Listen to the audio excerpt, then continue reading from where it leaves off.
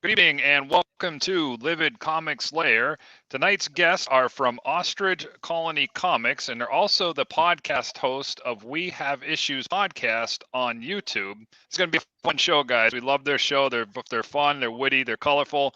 So please welcome our friends Anthony and Steven from We Have Issues. Hey, everybody.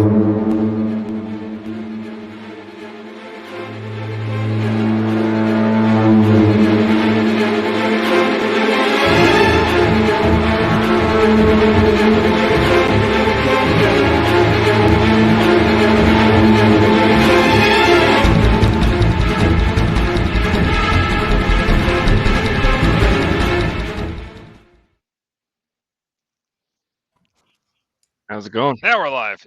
Yeah, our intro's delayed for some reason lately. I don't know what the hell's going on with that thing, but it's all right. What's up, everybody? It's Friday night. What are you going to be? Hello.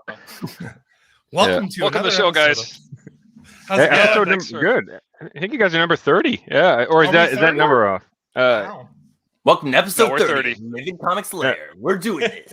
Yeah. Man, I haven't got cancel cultured yet. Here we are, so we made it. If you guys haven't been watching the previous 29 episodes, Steven and I have been interviewing these guys over and over.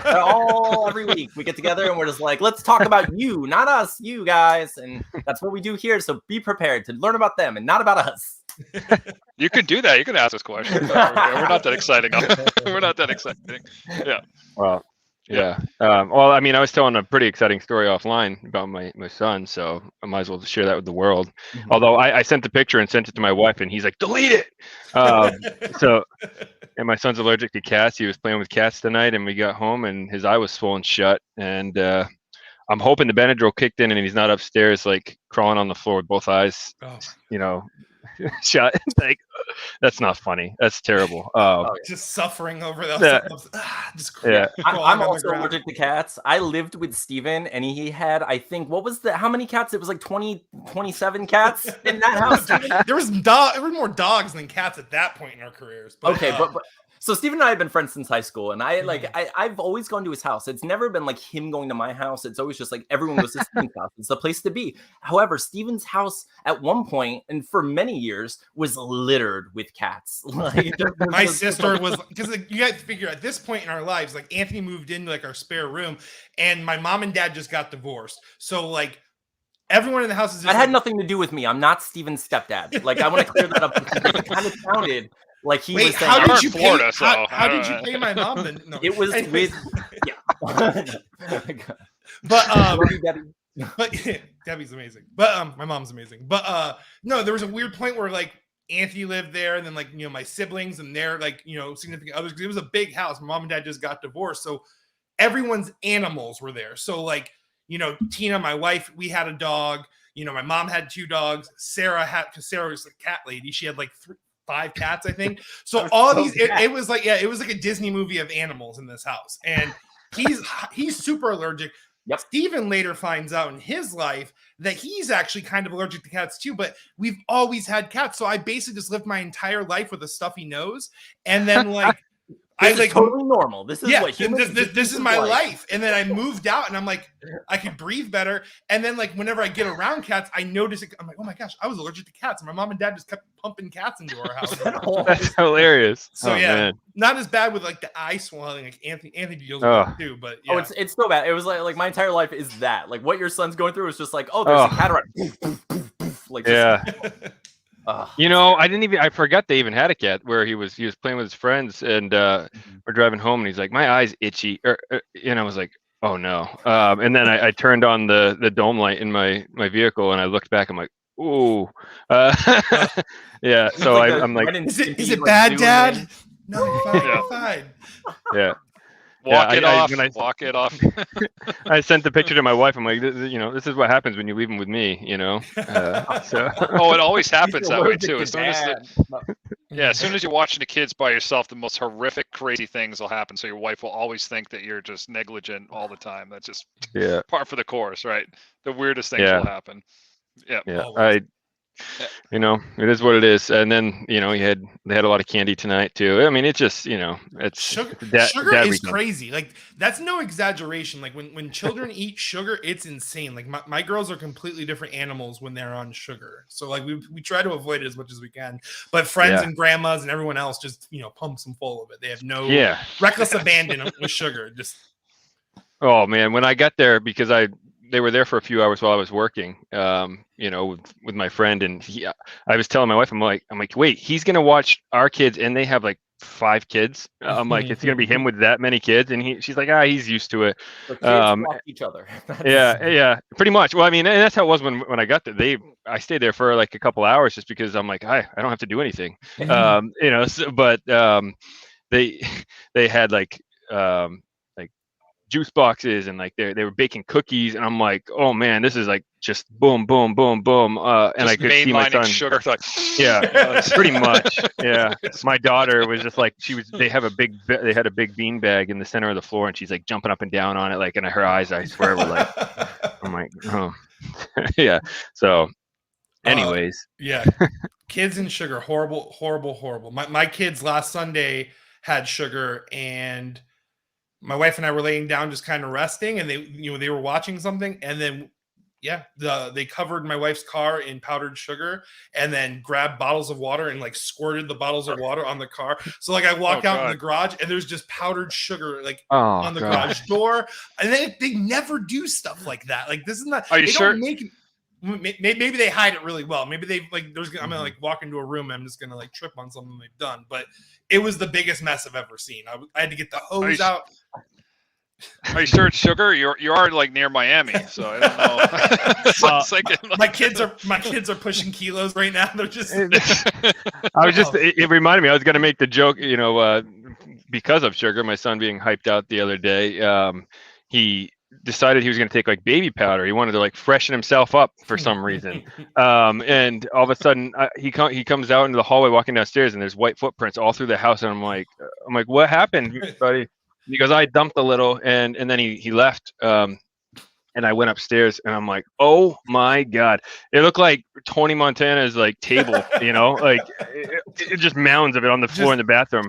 My wife was like, my wife said she was like crying trying to clean it up when I was like going to work or whatever. I'm like, that's my son. They're monsters, man. I love them, but they're monsters. Atlas is a good boy. Well, that's good. My 3-year-old's an angel. She fell asleep on the way home. I carried her up to her bed, and although I didn't make her brush her teeth, I might get yelled at for that. I was like, I can't. She literally won't wake up. She wouldn't wake up. Dies with you. Yourself on your live that show. secret. He brushed her teeth. It was wonderful. I witnessed it. Great job. Spotless. Let's lie to the mom. No, I'm kidding. Well, if my wife is watching while she's on girls' weekend, then that's pathetic. A very lame girls' weekend. Yeah, they got it up on the big jumbo screen at their like lake house or whatever. Yeah.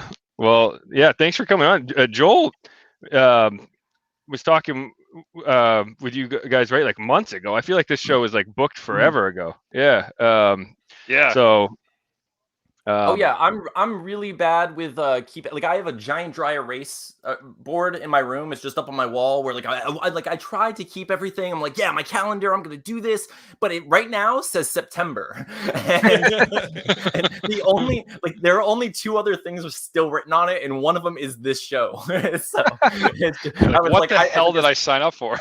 I was like, Steven, I think we have a show coming up. I don't know what it is. I forget which one it is. I'm bad at this. I shouldn't be in charge, but I am because he doesn't want to do it. So I was texting Joel like last week, and I was like, hey, we might want to reach out to them because it booked so long ago. They might have forgotten all about this, you know. But no, that's cool. So, and I noticed when I tweeted this out, ASAP Comics liked it, and Lori from ASAP. So you guys know those guys too, or? Oh yeah, I mean, I know Lori. I know Lori from ASAP, but we've been kind of friends on Twitter for a while. You know, she's great, and I watched her interview with you guys. I watched it live. If you go back and you look at the chat. Oh, were you in the comments? Yeah, I was in the comments. Oh wow, okay. Yeah. I was on vacation, so that was it was an interesting show. I thought you were always on vacation. No, you know what? I wasn't on vacation. I was on Mentally. vacation when I booked it. I booked it with her while I was on vacation. I remember sitting on the couch at the beach house and like I was texting her. I'm like, I'm on vacation right now, booking a show. Like I don't know how thrilled my family is, but you know, but Oh, yeah. But and you guys were cool enough to send us your book to check out and play it again. I thought I didn't get a chance to read the full thing because I just got it yesterday, but I read a handful of the pages and flipped through it. Like I love the concept of it, so I don't know if you guys want to chat about that at all. Tell everyone watching, the concept of it and whatnot. So Anthony's life was basically devastated a few years back, and so Play It Again is actually a semi-autobiographical time travel graphic novel musical. So it's actually made us historical figures. But anyways, but yeah, so it has on Amazon, #1 historic fiction. But anyways, we'll talk about that in a minute. Yeah. Go But no, yeah. So we Anthony and I we used to work on comics years ago together, and we always just kind of failed. My fault, but we've always kind of I do the art, so art takes a lot, and like I would just fail. But this time around, Anthony had this brilliant idea. He's like, we'll do like a weekly podcast called We Have Issues, and we'll basically utilize this to kind of keep us like in check. So that way we're accountable. People are going to be, expecting us to like report on what we did the previous week. And it worked. So, I mean, like we basically spent all of last year and this year kind of working on this book, and that each week we were able to update people on what's happening, this and that. And that's basically how Play It Again started, and the podcast. They were kind of birthed together. So that's cool. Yeah, that's kind of how it started with us too. With our show, we weren't planning on a podcast. We did a Facebook Live, like a Q&A, to talk about our Kickstarter for Yule, and we had a couple hundred people watch it, and we're like, like maybe let's do it again next week, And then some people reached out to us, and we're like, hey, can we come on and talk our stuff? And then we decided to look at StreamYard, and here we are, 30 shows later, and it's I spend just as much time trying to get guests on as I do writing comics now. But it's fun. I wouldn't change it. This show's been awesome. So. It gives people like a face, like it gives people like who like the book they're reading, and they have these people that they can associate it with. It makes it more personable. It's just a better experience for everyone, I think. We tricked them into liking us, Steven, so then they were more devastated when they read our sad book. That's what we did. They were like, come and like us. We're real human beings. Look at this one. He's sad all the time. And this one's happy all the time. But yeah. That's it. And this one's happy all the time. He has a good life. So so I'm a single dad now. I have a 6-year-old. He's mine. It's all the time. So yeah, I went through a life-shattering, crazy breakup, and I wrote a book about it while I was like packing up our stuff, trying to figure out like what to take with me. I put on this record like a crazy masochistic idiot, and I was like, oh, this is full of songs that remind me of our relationship. And so I put it on. I was just like crying and like being sad while I packed stuff. But it did give me the idea, like while I was like mentally spelunking through the history of our relationship, I was just like, hey, what if I was actually thrown back into those moments and had to like relive them, knowing now what I know, now. So it like birthed that idea, and I was like, I don't really want to draw myself. Who can I sucker into drawing me over and over and over and over? Steven Top is the answer. So. And I was super rusty. That's why Play It Again is also very like simple to some degree. Like it's like we were even looking at some of our old comics that we compiled into the Ostrich Colony Scrapbook. So we actually did release the comics that we never released like 10 years ago. Yeah. And I was like looking at my art from like 10 years ago. I'm like, man, like he was on like a different level than like. But I was really rusty going back into it. I really hadn't been drawing much. So it was a really nice like jump back into like the medium and like coloring again, utilizing Photoshop to color the pencils and all that stuff like that. It was fun to get back into that. That's I was going to ask what the background was there with getting into sequential and whatnot. So you guys did stuff a number of years back, and so you mentioned you suckered him into it, but had you guys talked at all about getting back into it before this idea came up, or was this kind of out of the blue? I think prior to this, we were actually working on music together. We were putting songs together, and we had our other buddy Mike that we were kind of like just like making music, and we've always done that thing where we've wanted to, kind of follow in the footsteps of like Coheed or the Deer Hunter, where we kind of make these graphic, and have music to accompany it, and so we were just playing music and everything, and then Anthony out of the blue just basically pitched this podcast. The music was kind of growing stagnant, and I believe it was the pandemic. We basically were getting together like almost every other week, and then the pandemic hit, and we kind of stopped, getting together as often. Yeah. And actually, I don't think I saw you for like 4 months or something like that. Yeah, it was a really long time. It was like we were playing music pretty regularly, and we would meet up almost weekly to do it. And then we couldn't anymore. It didn't feel right to do it anymore, because of the, it was like everything was boiling up.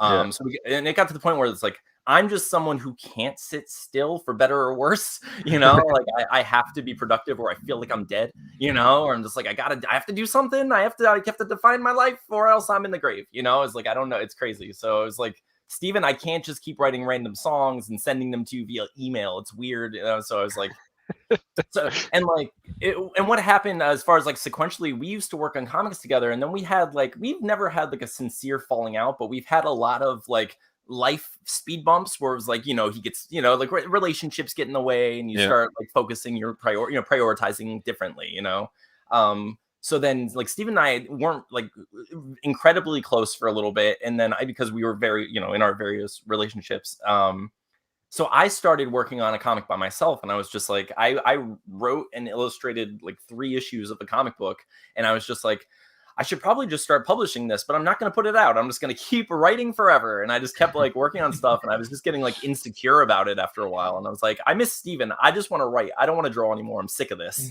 So, and that's what, because like, I mean, I like drawing, but I get so much, like for me, it's just like the writing is where I really just feel like I shine. It's where I can express myself in the way that I want to. Yeah. I mean, that's the same thing, man. Like I love drawing. Like I even have an Etsy page, like I sell drawing stuff, but like sequential scares the crap out of me to even consider like not having like a reference to look at and like trying to like figure out like, and writing was always my passion. Like that's what I wanted to do. I wanted to write novels, and I actually started writing our first comic book, Yule, that we put out. Like I was writing that as a novel, cool. And that's where Joel came to me. We met each other at our day job.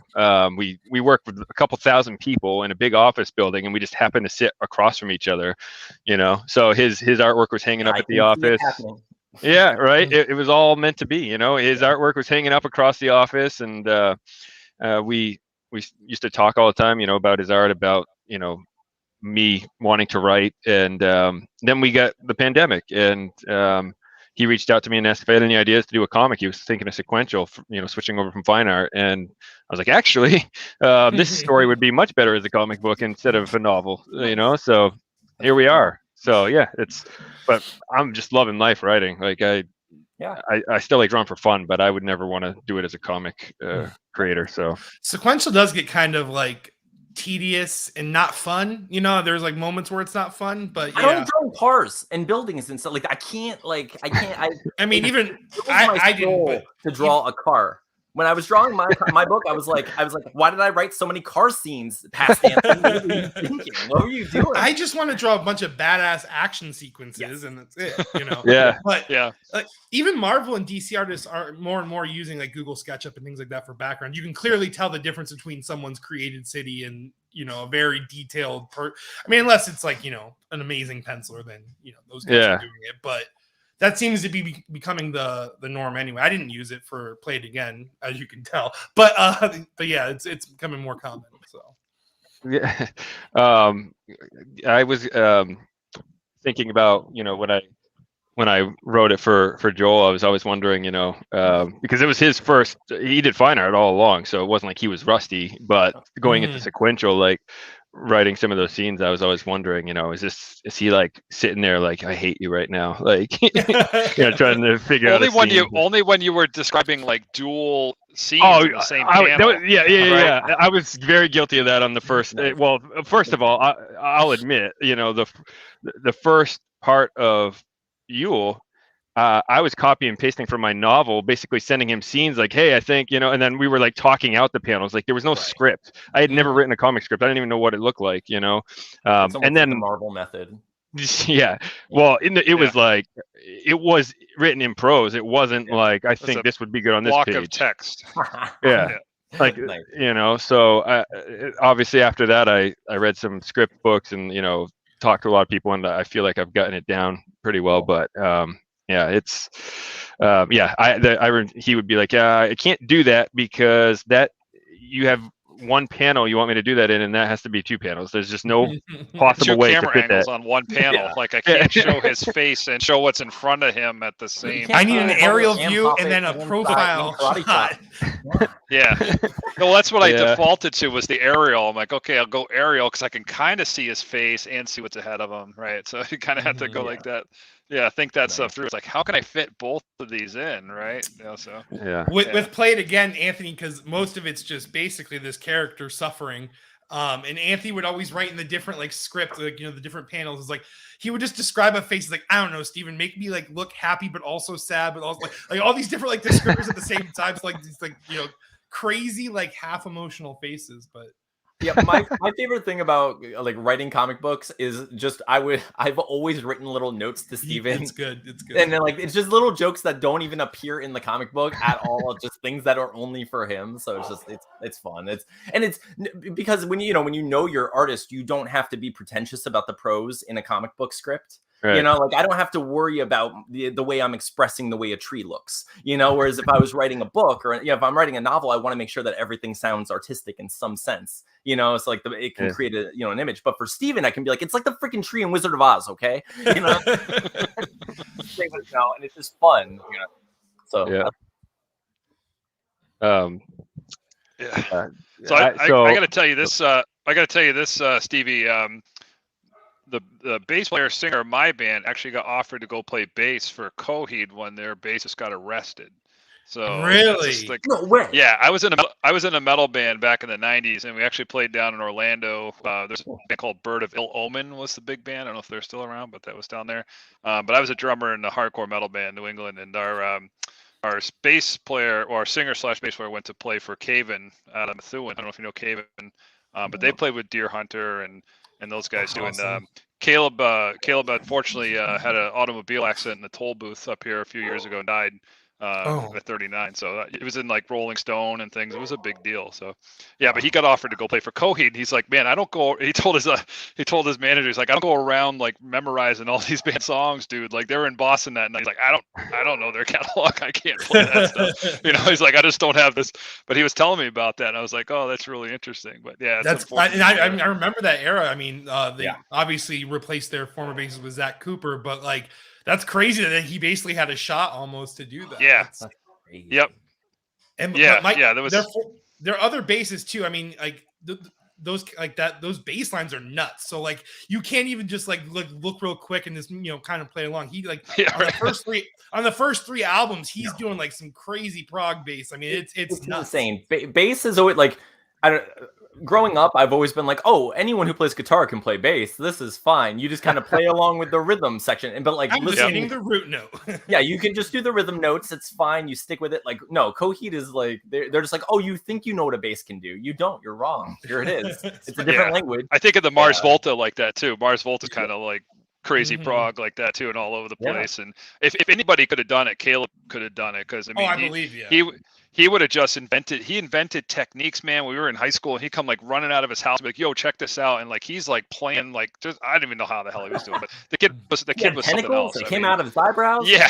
Yeah. He's like rubbing it on his stomach. Like, check this out. Basically like got the Doc Ock tech, and he had like these mini octopus arms. And he was just like playing slap bass while also finger picking. It was nuts.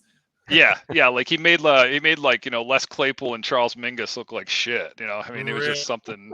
Yeah, he's just something special. Yeah, yep. Bass like that. Like I mean, I play bass. I mean, but then you see like a real bassist, like who do not play bass. I don't even touch that instrument. Like it's insane. Like when you finally see like a really good bassist, like it's mind blowing. It really is. That's an SG right next to you, right? That's the blue one's an SG. Yep. See with the P90s in it, and then I got my Fender Jazz. Nice. I know a lot of people grief them, but my Schecter, it's from high school. But my Diamond Series Schecter, I actually love it a lot. I really do. Like I don't know.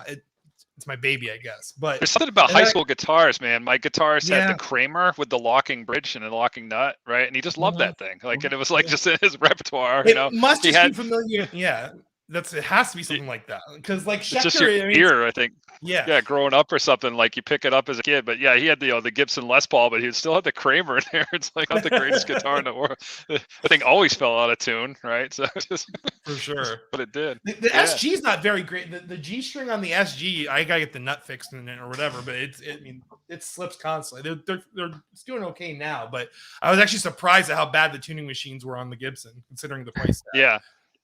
Speaking of nut, I feel like I don't have any sometimes when we have like we have all these guests on that just freaking like I swear every guest we have is a musician or like and I'm like and Joel played in a band and I'm like, man, I offer nothing to these conversations. I have a guitar and I do was it on so purpose, pumped. John. Yeah, you made I feel They so do it to you on like, purpose. I feel so little right now.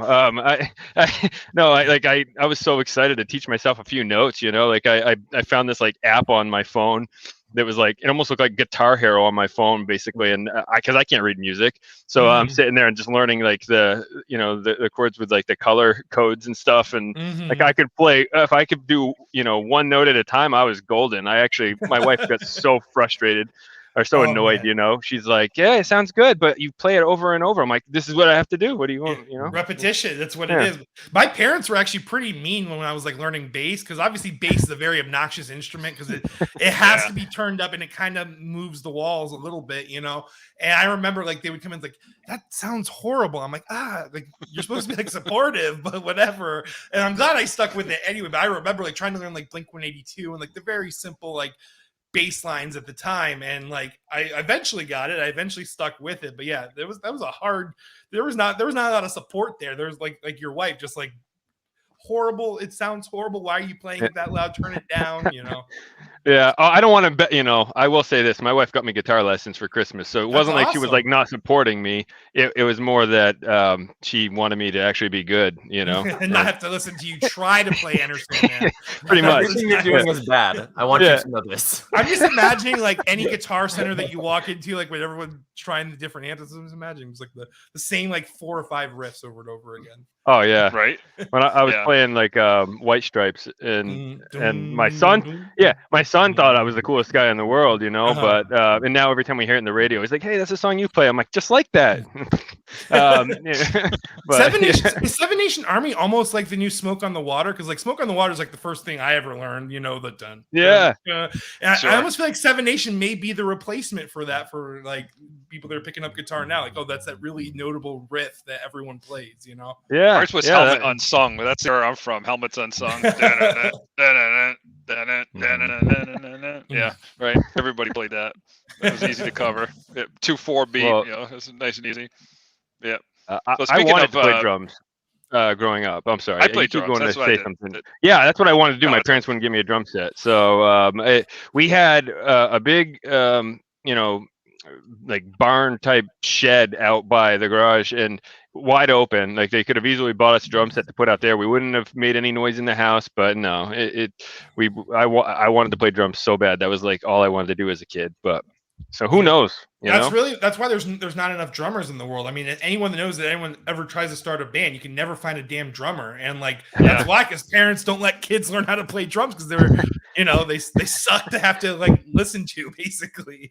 And it's expensive as hell, man. Yeah, like every piece of the kit is like an instrument. Like, a cymbal is $300. Like, great, like, all right, so, guitar, you're one and done. Maybe some strings, some effects pedals, you're good. But the damn drums, man, you can get several thousand quickly. I remember with Brian. Remember Brian Anthony? I remember when he would get all excited when he would get like a new like ride or a new like crash or something like that. Like it was like a big deal. Like this new piece to my set. So I completely understand about that. It's very true. And then they crack and the bell would rip and break, and then you're like, shit. And then there's no repair, and then you're out $300. Yeah. Next. Yeah. So there's I was gonna say too, like Gerard Way from My Chemical Romance, another comic musician type, right? I don't know if you guys have seen Umbrella Academy. I just started watching that. I'm late to the party on this stuff. So I actually haven't started that, but I've been bad about watching everything. But yeah, I'm usually pretty bad. But no, I just started getting into that. So. Yeah, the books were good there. I also like his run on Doom Patrol was really good. Yes. Garden Way. Like he took it in great places. I don't know. I love what he's been doing with those characters. It's really great. I love Gerard Way. So I love My Chemical Romance. He is okay. Yeah. He's we doing grew up okay. playing that stuff. So Oh yeah, My Chemical Romance was. I mean, we were in high school when Three Cheers came out. So I mean, then we were all in the dead center of that big uprising. What Steven's saying is that when he was a young boy, my father took him to the city. Black Parade. Took me to the Hot Topic to buy an MCR shirt. So. So back then, that's when we started making comics together. So segues, we do makes sense. Yeah, makes sense. Right? It's all there. Yeah. Oh man. Yeah. John. We don't normally do this. I don't know what's going on tonight. We're usually good about not cutting each other off, but I was just to say, Hot Topic that brings back some memories. Wearing my Jenko jeans, and I was like. When I was in 8th grade, like it was like Korn and Godsmack and Limp Bizkit, which they just had a new album come out, by the way. And my friend is like, he's like, it's actually not bad. And I'm like, I don't know if I can do it. You check out the new Bizkit. It's great. Yeah, right. Well, he sent me this clip of Fred Durst like doing a show like a grandfather, and I was like, what the hell? I feel so old now. But I think it's like part of the act too. Like their new album's called like Still Suck, or Limp Bizkit Still Sucks, basically. So they're just like kind of leaning into the whole we're old rock guys, and this is what we're still trying to do like we understand that we're kind of a joke now, sort of. So but one of the songs is called like Dad Vibes or something like that. But I don't know. Not my proudest moment as a rock fan growing up, but it's funny because I went from like I didn't like wear the huge Jinko jeans, but I did wear baggy jeans. But it's like I went from like Jinko to skinny jeans because of emo, like the emo, like the New York emo scene was like our life, like brand new, From Mom to Ashes. We listened to like all these different bands from like the New York, New Jersey area, and like that flip. But one of the things that I'm still traumatized with baggy jeans is living in Florida. All I can ever think about is like the bottom of the baggy jeans being completely soaking wet because there's puddles everywhere. Yeah. And it was just the most miserable experience ever. So like I'll stay so far. I don't wear anything that's even remotely baggy because of that traumatizing, like, middle school Steven, And the heels get ripped out. On the pitch. You trip on, oh my gosh, your foot can get stuck in them and you just flip over and die. So my dad was not into that scene at all. Like he would not. So he's like, I will not buy you any clothes. Like if you earn money and you go buy your clothes, sure, whatever. So I did. I earned money on my job. I went out and bought a pair of Jenkos. I came home and he's like, what the fuck? No. He's like, take those back to the store. I'm like, I bought them. And he's like, I don't care. I was not aware of how big they got. Yeah, well, it wasn't like the crazy big ones, but it was big enough, But he's like, let me show you something, son. And he like takes you. He's got this like photo book, and he's like, this was me. And this was cool when I was a kid. Parachute pants. And he's like, I don't want you going down the same path. Like, see Cavaricci's from the 80s, right? It's like, oh man, I look back now and I'm like, thank you for not letting real. me. Those did not age well. Those are like those are the clothing version of the mullet, which is funny. It's back actually that people are wearing mullets again. But I appreciate the long hair, Stevie. You and I have the same barber, so I was like, I gotta bring it on. My wife's a hairstylist, so I get the treatment whenever she has time. Obviously, I don't go every week or anything, but I shampoo and condition with good stuff. Do you? Hey, like so Charlie my Brown's wife dad owns was a a barber. Right. Charlie my Brown's wife dad owns a was a barber, but he's bald. So oh jeez. yeah, he was a barber. That's real.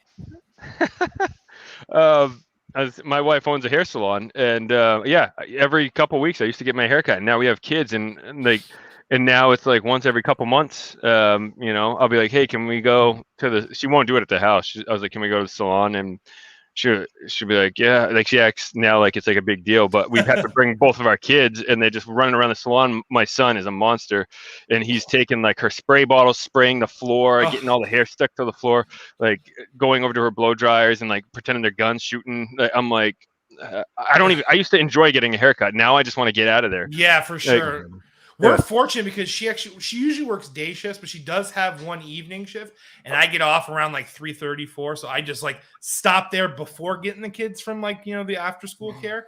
So I just like stop in, but it's not that often, dude. It really isn't. I used to go like you. I used to go up there once a month, easy, and now it's like every couple months I'll stop. Yeah, But it is nice because like I said, I get all the good stuff. I have like the expensive shampoos, the conditioning treatments, and all that. So it's I live the good life. I'm a total hippie. I make my own soap, so I'm a total hippie. I'm out in the woods and I make my own soap. Honestly, your hair is probably healthier than mine, even though I'm using all this expensive shit. So. Oh man, when my wife met me and saw the shampoo, like my Walmart shampoo, she was like, "What are you using?" I'm like, "Part plus 3 in 1, baby." Yeah, I was a single guy. What do you want me to do? It smelled good. It shampoos and conditions, and anything that drops down becomes body wash. It's an all-in-one. It's a package deal. Yeah, body wash. I love it when they say that. Yeah. Something's not doing the job right. Of the 3 things in that bottle, one of them's not succeeding at what they're supposed to be doing. At least they phoned it on at least one of them, right? They phoned it in, and they're like, "Well, nobody's gonna know. We'll just cut out of the shampoo a little bit." We have to sacrifice the antibacterial properties of the soap portion just so we can get the conditioning and the shampoo correct in this thing. Maybe that explains your problem, John. I don't know. Yeah, I couldn't grow my hair long like you guys if I wanted to. First of all, I'm kind of traumatized. There was like when I was a kid, my parents wouldn't let me get my hair cut very often. We were tight on money as kids. So it was my hair would get down in my eyes, and I used to like try to get out of my eyes. And like now, like I made a pact that I would never do that again to myself.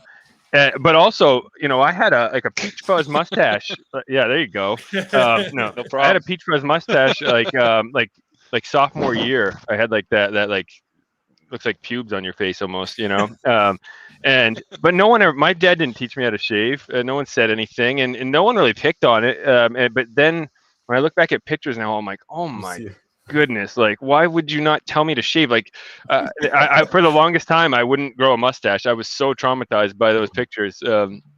But yeah, anyways, I don't know. I couldn't grow any facial hair until I was like 20. Like, and then even still, I'm like, it's not perfect, but I'll take it. I'll take what I can get. I can grow a perfect beard. It's not patchy at all. There's no. I choose this.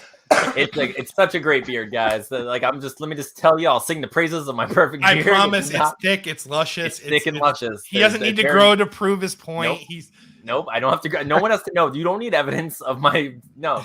I can't grow a beard at all. Like it's just like I get like the Keanu Reeves like giant weird patches in my face, and it's just like if I let it go for like a couple, like if I try to do no shave November, by week 3 I look like a really like prepubescent werewolf, where it's just like it's just like sad Wolverine, like no one wants to take him to prom, just like it's terrible mutton chops. Nothing else. Just I can like comb over. If I get lazy enough, I can comb over so it looks like a beard until the wind blows and you can see all my. It's the worst. It's the worst. What's going on? What's going on? But everything I just said was a lie, except for the fact that I can grow a great beard. It is beautiful. It's the most luscious, prettiest beard I've ever seen. Yeah. Stunt double for Gandalf and Lord of the Rings. Oh man. Yep. Hey, Keanu made it work, right? Like yeah, you said, right. So no. I don't know. Speaking of Keanu, I made a fake Keanu account on Twitter, guys. I don't know if you know about this. Hey, that's a good segue. I want to talk about this. Some of these Twitter trolls. So if anyone hasn't seen it yet, it's on your link tree. You have a link to, I forget which one it was. I think it's How to Feed Your Human one. Yes, right? Yes, that was it. Yeah, and you like to mess with some of these sex bots. Which if anyone hasn't had the pleasure of having a friend request or someone on Twitter try to DM you about sexy time, it's a wonderful thing. But myself, I told you offline, I'd be like, oh, delete, don't need my wife seeing that, because she would be like, what are you looking up to get that spam? Like, nothing. It just happens. That's how it works. They're just robots, and they're not even robots. They're humans behind robot prompts, and She knows me better than you do, wife. The algorithms don't lie, John. Yeah. So yeah, I wanted to talk about that because I mentioned to you yesterday I was dying. I was cracking up. Like the one I read was the David Blaine one. I think that one was good too. I don't think Joel's seen this yet, but didn't you switch I between haven't. David Blade and Danny Tanner too, or something like that? Well, that was the joke at the end. The joke Yeah. at the end. So I get these messages all the time from these people, and it's usually either like no matter what, they're trying to get information from you. So like they're either trying to get like your bank account, or they're trying to actually ask you for money. Like often they'll give you like a made up sob story where it's just like the worst hallmarky, like Oscar worthy story of like just depressing woes from elsewhere, where it's just like a whole family, all of them were on a bus, they were all nuns, and they also were all on fire at once. It was crazy. And it's just like all this sad stuff, they're just like, give me those tears and also your money. And I'm just like, I don't have money, and my tears are for other things that I'm using them. They're not for you. So what I do is I just like mess with these people and I see I try to turn it and make it something that's entertaining for me because they're wasting my time. Oh man, I'll probably read all of these just so you know. Like it reminds me it reminds me of Crank Yankers. Like that's what it reminds me of when I'm reading. Yeah, pretty much. Like it is basically just like it's like a reverse prank call because they're the ones initiating. I'm never going into. And that's not true. I have in the past found bots like intentionally, and I've messaged them first to see what they do. I have done that. And now that it's become the hunter becomes the hunted. Well, now that it's become a thing on Twitter where like people identify me as like the guy who dates robots or whatever, they send me their scammers. They're like, hey, this guy just like DM'd me, check him out, like go get him. I'm like, oh, okay, I will. I actually yes, thank you. Well, it's like the best like setup. I get set up on blind dates with robots all the time. So can we just share one of the can you be my companion? I have a confession. Oh yeah, sorry. I have a confession. I'm not really Danny Tanner. I've tricked you. I'm actually David Blaine. And then don't tell anyone. Oh man, I don't know. Maybe yeah. Oh man, So I get these things and I just like, and they ask you, they ask for your picture all the time. So like sometimes I'll send them a picture of themselves, like whatever fake picture they've used. I'll send them a picture and see if they've noticed it. And a lot of the time they don't. But I've been doing that for like, actually, I started doing it about 2.5 years ago, maybe 3 years ago, because like I became a single dad and I wasn't like dating or anything for a while. When you're kind of like mourning the loss of a breakup, or it's just like I don't want to date. Like, what am I doing? And then I started kind of like I had that realization where I was like, I never thought I'd be a person who used dating apps. Because like I was in a relationship for a long time, and I was like, dating apps weren't a thing. Like there were dating websites, like plentyoffish.com existed, but it wasn't like everywhere, the way it is now. And like Tinder wasn't a thing when I was single, so it's just like, I can see what this is like. Okay. Yeah. So I was like, it's fun. I was like, I get to experiment and see, like, I get to like judge people. This is weird, So like I got on, I just downloaded all of them to like see what the experiences were like and be like, how are these things? Like, how do they work? And so like, I got on all of them, and like I would get random people matching with me and being like, "Hey, baby, like you want to have sex?" And I'm like, "Whoa, like right away, like like what is this?" But like all of those were scammers. They were all like, "Click on this website," and I was like, "Oh, this is fake. You don't like me. No one likes me. I'm gonna die alone." I was like, but like rather than just like accepting that miserably, I was like, I'm gonna accept my lonely fate with grace and dignity, and I'm gonna like get back at these people. So like I started like making these little like silly comments, and you start noticing like formats that they use, like because it's always like, "Hey there," and it's always like a like someone who's like clearly a model or like like someone who does porn, or it's just like, okay, I know you're not a real person. It's very obvious. So like what they're about to do is wait for me to respond, and they're going to send me a link to their thing, So like I would get one and it would be like, "Hey there." And I was like, "Listen, I'm very attractive. I'm a single guy. Everyone wants to be with me. And the only thing I'm interested in is if you send me a link and try to get some of my money. And then they would send me like a ridiculous link, and I just write back like, zip, like I'm undoing my pants now. Like I'm in this. Like, let's get into it. This is my kink, basically. Oh Like, man. So that was the origin of it, and I started doing it on like dating apps, and then I got on Twitter because I was writing this book. I was writing a novel, so I got on Twitter hoping to get this audience, and I was just on Twitter just like in the void, like yelling into the void, like forever, like I was on there for like years, just like no one was commenting on my stuff, no one was there, like no one cared about me. I was just like all alone, just like persistent, and just like someone will like me eventually if I keep trying, right. I was so that's wrong. my account. That's how my Twitter is. It's just man, okay, I'm not even kidding. I posted recently, like, and within the last few weeks, I posted like 2 full screenshots where you can see solidly like 40 solid posts with no interaction whatsoever, just me talking to nothing. So I've been kind of spoiled thanks to you. Like my introduction to the Twitterverse was basically you like throwing like your followers at me as much as you could, and I was able to like kind of get the going. Yeah, I mean, well, and then because then what I started doing is I was like, okay, I'm gonna stop like caring about who's listening. Like I'm not gonna try anymore. I'm just gonna post things that I think are interesting or funny throughout the day, and so I started just like doing it like constantly instead of.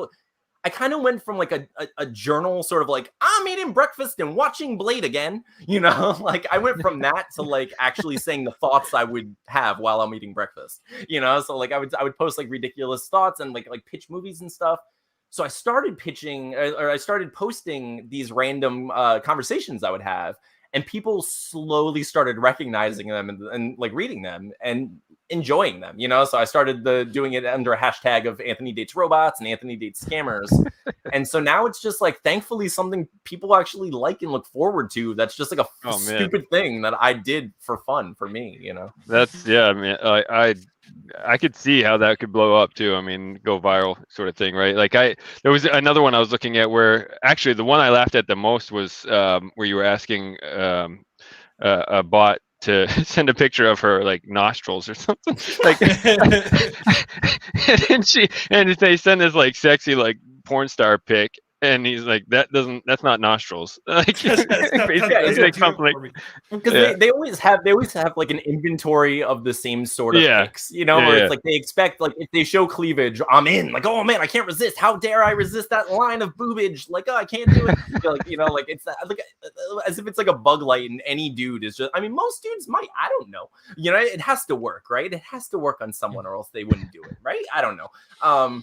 But they do that. So like I always like to say things like I try to get a lot of them to draw Kermit the Frog on themselves. I don't know, like it's like a go-to where I'm like, can you draw Kermit the Frog on your face for me? It's really my thing, and I need you to do it now. I don't know. Like that's how I've always like that's how I started getting interested in Twitter. Is like I would just make myself laugh, and it's been working, And that's how the Keanu Reeves thing happened too. Like I found myself kind of like. I don't know what everyone else's experience is on social media, but every once in a while I'll get like, I will start seeing more and more like political posts or more and more just like sad stuff or more and more dark stuff. And I'm just like, for me, it's like freaking quicksand, where I'm just like, if it, like, once you start seeing it, it's like the algorithm keeps feeding it to you. And it's like, no, please stop, like, stop it. No. And, and you start feeling like, oh, is this what social media is? And you define the whole thing by the worst version of the thing, Mm-hmm. And so it's like, I got to a place where I was like, I'm not even I'm not enjoying Twitter. Like Twitter was like my kind of go-to place where it's like, oh, I can't go outside anymore because of the pandemic and everything. Like I'm going to go to Twitter and make jokes and people were my friends. And it's like, it got dark. And like, I got to a dark place with it. And I was like, I don't like being there. So what I did is I noticed that there were a lot. I don't like, I'm sure anyone watching this who's been on Twitter for a while, you'll see that there are a lot of accounts that are Keanu Reeves based. There are a lot of scammers that for whatever reason, like choose Keanu Reeves and they like to go into people's DMs and they're like, hi, I am Keanu Reeves, and like they pretend they're Keanu. And no one believes it. There's no chance. Like maybe 1 out of every million. I don't like who's believing these things. However, they exist. Like they are everywhere. So what I did is I created my own Keanu Reeves account and instead of like DMing people and being a weird creep, I was just like making Keanu Reeves based jokes. And I was just like making like I was writing haikus and I was calling them like hi Keanu's. And I was just like and then just like advice, like how like Neo would give advice, basically things like that. Yeah. And I don't know if you've ever seen the Chirpty circles. You know how like it's you and it's like all the people that are closest to you. It's a website you can put your info and you see who like interacts with you the most. He like photoshopped one and it was Keanu in the middle with a bunch of Agent Smiths around him. It was so good. Like I like lost it. Like it was like so yeah, it's like the Chirpty circles. They're supposed to show you who you engage with the most and like talk with the most on Twitter. So I made it so it's all of the agents and just John Wick's dogs. Yeah. It was good. It was good. But so I did that, and then I was like, that started gaining some steam, and I was like, oh, this is fun. And so like I was doing that, and I started like I would get bots as Keanu Reeves, so I would do the same thing as Keanu Reeves and just like mess with scammers and stuff like in character.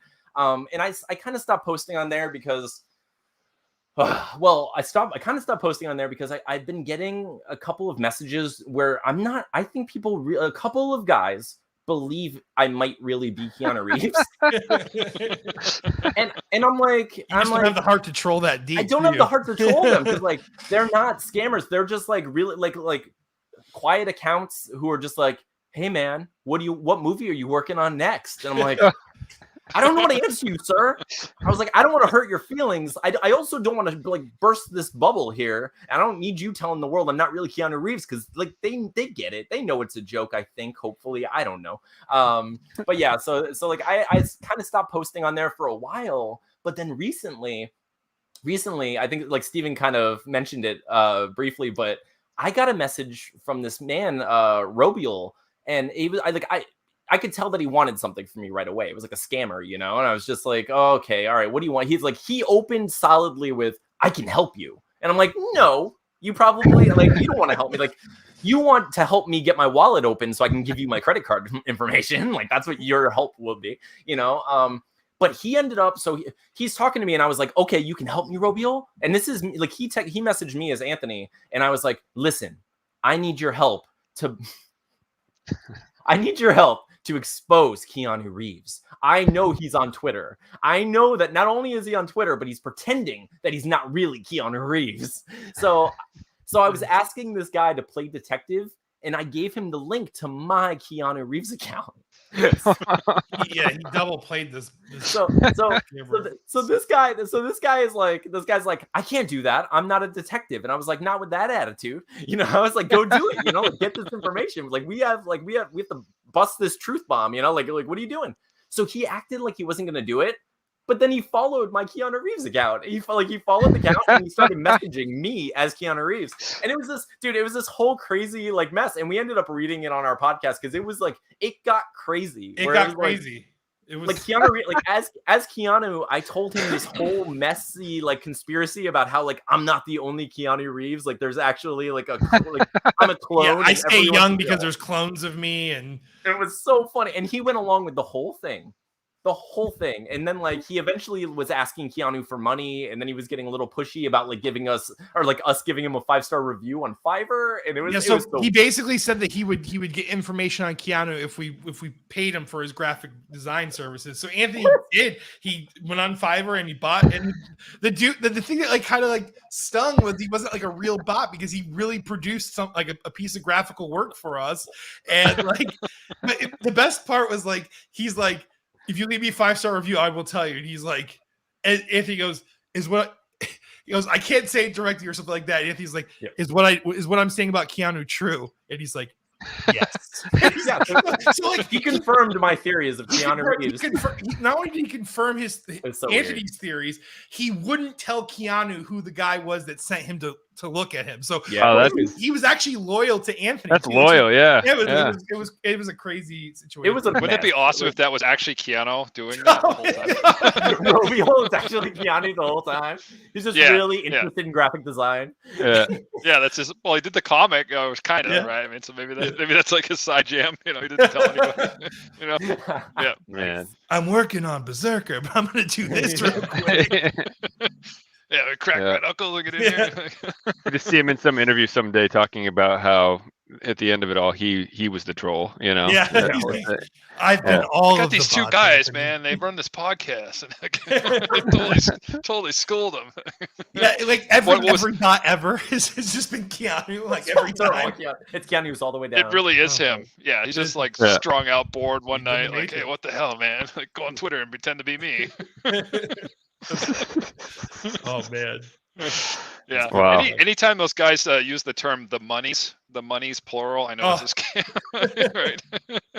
Right. Only people ever say the monies. Yeah. Yeah. I had gotten one because like Anthony gets all the bots. I get none of the bots, and I don't know why. But I actually got one to message me, and like I was so deep into like basically reciting the Fresh Prince of Bel-Air theme song the entire time, and she just gave up on me, or he just gave up on me like way too soon. Like I had it, and like it just never came to fruition because I just can't keep the bots coming like Anthony can. Like they just he's a bot. He's a bot, man. Them. Yeah, he gives them just enough to where they just keep. Yeah, he really does though. Like I must have went too hard with the Fresh Prince references. They're like, oh, this guy's a joke. I try to imagine where that stuff's originating in. You know, it's like some like sweaty internet cafe in like Laos or something with a bunch of dudes, AKs walking around like, you must do the internets. You know, I don't know, like it must be successful for him to some degree. I mean, how do these guys? Yeah, like it just like the extended warranty guys that call you all the time. Like, I mean, who's buying this stuff? You know, it's a good point. It's a good time to bring up what we mentioned offline. And any of you watching that might be friends with me on Facebook, if one of these bots tries to add me as a friend and I see that you're a friend in common, I'm laughing at you. I don't know how you fall for these people, these bots, but or maybe they're trolling. Maybe they're DMing them. Who knows? You always can tell. Like you know the guys in your life that aren't privy enough. Like you're friends with them because you think maybe like you might have some doubts, but you have more trust in it than I do. That's for sure. So like, yeah, I think those people really do exist. They're like just holding out. Like, no, I'm in my mid 50s, but this 18-year-old obviously wants me. She added me on Facebook and has no post history whatsoever. But, right. One friend sometimes. You know. Yeah. Oh man. Wow. Just joined, found me. Amazing. Yeah, I mean, she made this account because she was looking for me. Like we are soulmates. She's the one. Yeah. Yeah. Well, I actually do have a plan to compile my favorite bot chats and make them into a book. That's what I want to do. I want to you absolutely should do that. Yeah. I want to do it. I want to get Steven to illustrate anytime there's a picture in the chat. I want him to do like an illustration for it instead of using the pictures that they use, just to get an idea. We don't use because the bots rip those pictures from somebody else. So but yeah, so I'm planning on doing that. I want it to come out next year. We're working on another comic book right now, so I'm gonna just focus on that right now. And then as soon as I'm done writing that, I'm gonna like jump into this bot situation and just kind of curate, the bot. I've been doing it. That's what's on my website. Was that the boomers fall for it every time? That's so true. It's true. Definitely boomers. I didn't want to say it. Family. Yeah, I didn't want to throw my family. Well, I mean my dad for sure. I'll throw all those boomers under the bus. Paige and I, we're on a team against the boomers and their nostril love. No, yeah. but yeah, I think that is the case. I have people in my family that are older that have fallen and have sent money, and it's like, oh no. And like I pulled them aside. I'm like, listen, I'm not like in my family. I'm Mr. Internet savvy. I'm not that savvy, but I'm like a god when it comes to that to them, So like I'm like, listen, it's always fake. Just it's always fake, and they just don't listen. Like he's like, oh yeah, and I'm like, send me the pictures. He sent me the pictures. I reverse search him on Google. I send it back. I'm like, this is not that person. Like you have like pictures of the same person. He's just hunting someone else's. It's not her. It's not her. And like, yeah, they don't listen. I don't believe you. Yeah. Yeah. Cause she wants GameStop or she wants, PlayStation Network cards. Like that's what this girl wants. Like they have a lot in common, Steven. Let their love blossom. What are you doing? He shows up to a family reunion with this like supermodel, like with PlayStation T-shirt on. She worked for the Told you Sony, so. the Sony branch in South Africa, and like Yeah. that's what it was. And but yeah, no, it's crazy. I can't believe it. Like he just the evidence was compiled and given and handed to him on a silver platter, and he's still like, nah, that ain't me. Like just I'm gonna keep doing this. Okay, whatever. Oh man, We we spent a lot of time on this, and I'm glad we did. You mentioned you guys are working on another comic. Are you able to share anything on that yet, or is that still kind of under we can wraps? talk about it. Well, when we were about midway through Play It Again, the graphic novel we just published, we were about midway through and we were looking for our next project. And we actually on our podcast pitched out 4 ideas to the audience, and we let the people vote on what we worked on next. And yeah, so they voted and chose this idea, Deathless. And so that's going to be our next comic book. And it basically... Have you worked out the short pitch yet for that? I have not worked out the short pitch, Steven. Get off my back about this. I'm terrible at pitches, so yeah. He's actually really good at pitches. Like he came up with semi-autobiographical time travel graphic novel musical, and he said that every week, and it just stuck. Like, I mean, I can say it now, and I've never said it. Yeah. So okay, but basically, it's a story about like overcoming your own insecurities and kind of like fulfilling like your potential and getting out of your head and all the depression that we deal with. And we're like, I can't do it. I'm not enough. I suck. And all that stuff, because I deal with that stuff, and I know a lot of other people do.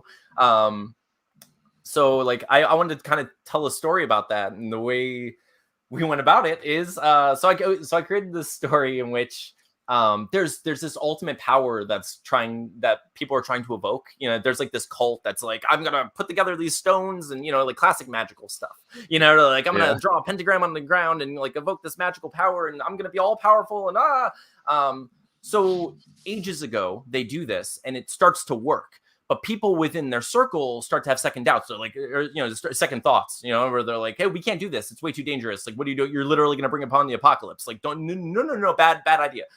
So like so they cast a protection spell on the stones that are like gathering this power. So that every time the power is evoked, a guardian is called forward. And the guardian takes the form of whatever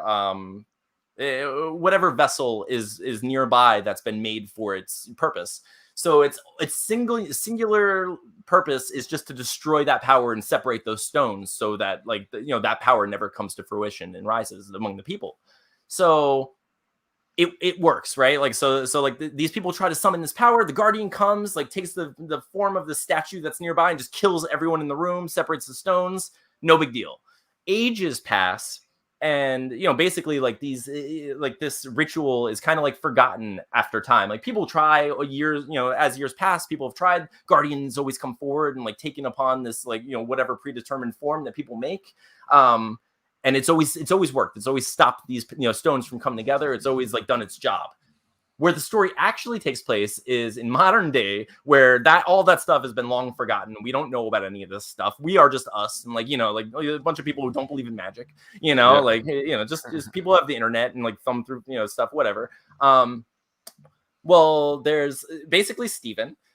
There's this guy, Douglas, who works at a call center and just like kind of has like a dead end job, doesn't really do much, has like the worst roommates of all time, just kind of like stuck in a rut of his life, like, like early 20s, like doesn't know what he's necessarily going to do. Doesn't, so he goes home one night and his roommate has a group of friends over and they're just like making a mess of the place. You know how bad roommates do. And what they're doing is they're kind of like filming this like bad YouTube video of themselves performing this silly ritual that they found online, where they're like, ha ha ha, like, kind of doing it ironically and thinking like, just a bunch of dumb, like how we are all just like gothy, metalheady, emo, like just in that, that spectrum of like magic might work. You don't know, shut up. I saw this online, or it's like just having fun with it, listening to mountain goats, So like he comes home and like they're in the middle of doing this and he's like, what are you guys doing? Like, like you're making a mess of the house. And they're like, well, shut up, Douglas, go away. So like he goes in the room and they start performing this ritual, and it turns out that it is the ritual from the past and it works. So like this group of people, like his group of roommates who are all like just kind of crappy people, start feeling this like intense power, and they all, you know, like gather this energy, and the ritual works. But what happens is the Guardian is summoned. But since so much time has passed and no vessels have been created for the Guardian to inhabit, it takes the form of Douglas. It goes into his body. So the Guardian spirit enters Douglas's body, and it's in his head, but he's just a dude, you know? So it's constantly telling him that he has to go and stop his friends and kill them and do whatever he can to stop this ultimate power from rising. And he's like, get out of my head. I have to go to work, you know? So he's stuck with this. And then he finds out that when night falls, the Guardian spirit can control his body. So it's almost like a wear transformation to some extent, where like the personality flips, and while he's like sleeping, he gains that ability to take control over Douglas's body. So that's cool. So like the Guardian has certain abilities that Douglas doesn't have, you know. So he's like super strong, and he can, like, you know, jump, you know, do all the things that most basic superpowered, you know, characters can do. But Douglas isn't aware of how to use any of those things, and he doesn't necessarily believe that any of it's happening, and he thinks that he's crazy, you know. So he has to go through that. So he kind of has to come to terms with the only way to get rid of this voice in his head is to fulfill its destiny and actually believe in himself and go through and try to stop his friends from taking over the world, you know. So. That's cool. Is he cognitive and aware at night when the Guardian's taking his body? He's cognitive of the action. So no, he's not. So Douglas is just asleep, and like we're gonna play with it a little bit, because like I do kind of want him to wake up, because I was gonna talk to Steven about this, but it's mostly initially it was gonna be whenever Douglas is asleep, the creature takes, you know, the golem, you know, the Guardian takes over. But I wanted to be at night, so we can play with that, where he is cognizant and he can actually like wake up and not have control of his own body while this character is doing fun things that he's not accepting that he's capable of. And this idea in and of itself, kind of like parts of like the idea of the golem originated from like gargoyles and statues and things like that anyway. So I mean, gargoyles, you know, we live again, breaking out at night and existing once the sun goes down. So I mean, that definitely, you know, works with that. So yeah, that's cool. Yeah, the whole idea literally stemmed from just seeing the word deathless on the back of Dracula. Like so you know, we were talking about like being bad at pitches and stuff, and like I have this book, Table Scraps, that I wrote, and it's just full of like monsters. It's a crazy breakup story, and it was so hard for me to sit down and just write a synopsis that would not sound insane, you know, or it's just like, you know, like I can break it down to like the subtext of it, and like how it's about getting over a breakup and finding your new identity, and you know, like I can talk about it, but talking about what actually happens in the story makes you sound insane. It makes me feel crazy. It's like imagine like describing the Ninja Turtles for the first time to someone who's never heard of Ninja Turtles, where it's like, no, they're teenagers. But they're also turtles and ninjas as well, and they have the names of painters, and a rat is their dad, and master, shut up. You know, so it's just like, you sound crazy, you know? Yeah. So yeah, I was like, oh, sorry, good. No, it's okay. I was just going to ask, is it going to be like a one-shot, a continual story arc, or is it a closed series, or what do you see that going as?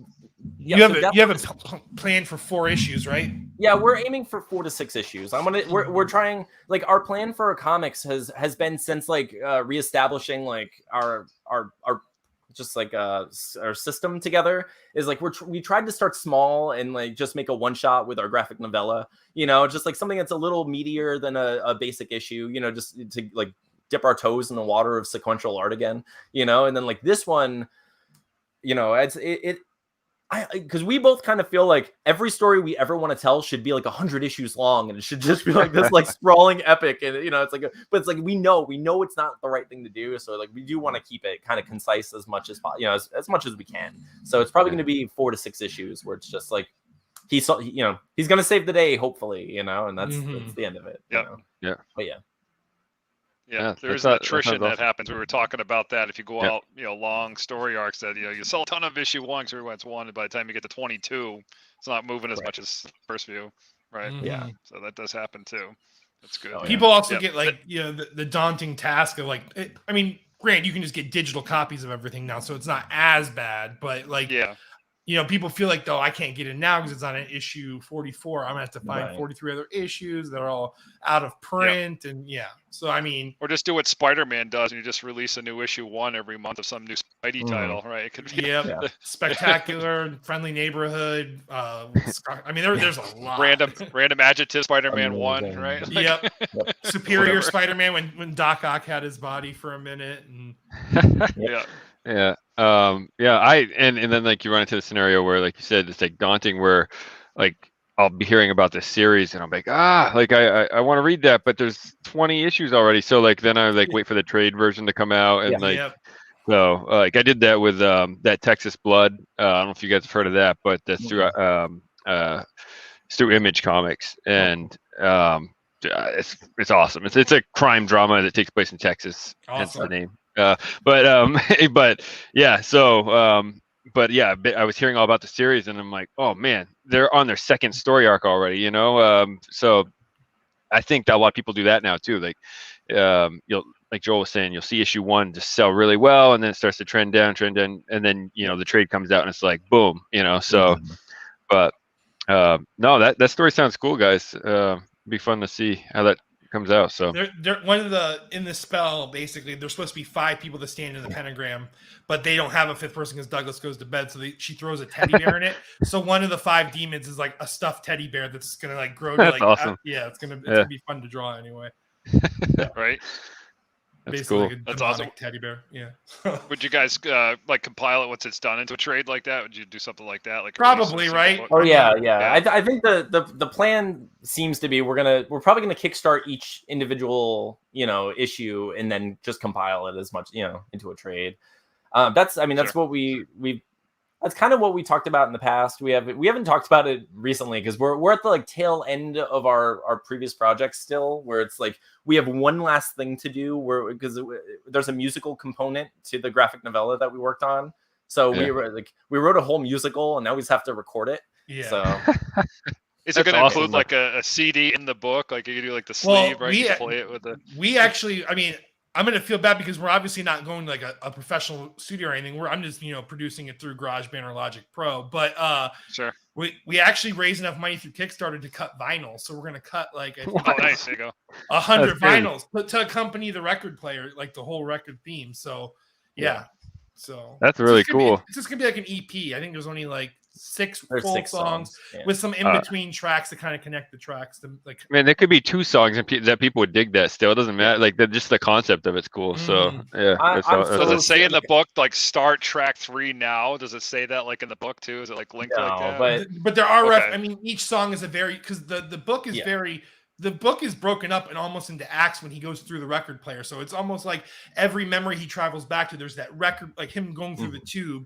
So he basically, you kind of see where each scene is set up. And basically each song is a separate scene almost. So it's like the first song is the lullaby he's singing his son, at the beginning. And then like the second song is when, the second act basically where he proposed to her and he knows how this is all going to end. The third one is when he hears the worst words ever said to him. And then like the fourth one is when he finds out he's going to be a father. And then the last one is when he sees his friends at the campsite. So all the songs are kind of correlating to each. It's like a rock is opera, when he meets right? the girls. Yeah, but I'm the important part. That's why I said that's why I said what I said. I feel like you described a Meatloaf album. I could be wrong, but it almost sounds like a rock opera, right? It's like it's pretty much what we're going for. Yeah. Oh, yeah. I mean, it's King not Diamond rock. album or something. I don't know. Like, yeah, that's awesome. So yeah, that's a cool angle. I haven't heard of that before. So that's a great idea. It's this correlation and tying in an album like that, and that's awesome, man. So are you gonna do colored vinyl and go that crazy? Like those people love like the. Okay, so dude, I'm so excited about this. I'm so excited about this. Like I couldn't have planned this. It was just like kismet. But the place I went through to get like the quotes and everything to like figure out how much it would cost to get it printed, they offer a bright green glow in the dark vinyl. And like if you read our book, the character gets sucked into the record player by this very bright green magic glow that comes out of the record player, and it's just so perfect. It just works. I saw that and I was just like, holy crap, how is this real life? Okay, you know? universe, Yeah. I get it. Like, Yeah. okay. Exactly. Oh, and no, it was intentional. Yes, Yeah. there was all part of the plan. You paid extra to make it Yeah. fit the story. Yeah, Yeah, exactly. yeah. No, that's cool. Yeah. Yeah. It's exciting, but it's got to. Have you guys done a Kickstarter yet? Oh, yeah. Yeah. So Joel and I just had to fulfill our first one, and wow, that's some work, huh? I mean, we spent 11 hours on last Saturday getting all the packages together, and we didn't finish. He had to finish up on his end. So yeah, that was. Yeah, thanks, buddy. Yeah, thanks. Sorry, man. Yeah. Yeah, that's I been had the printer, so I had to do all the labels. So great. We're still waiting on our second test print right now, right? Yeah, so we did our Kickstarter when we were a little more than halfway through with the book, right? So we were, it was like months ago. What was it, Stephen? Like March? We did it. Mm-hmm. Yeah. So we did the Kickstarter in March.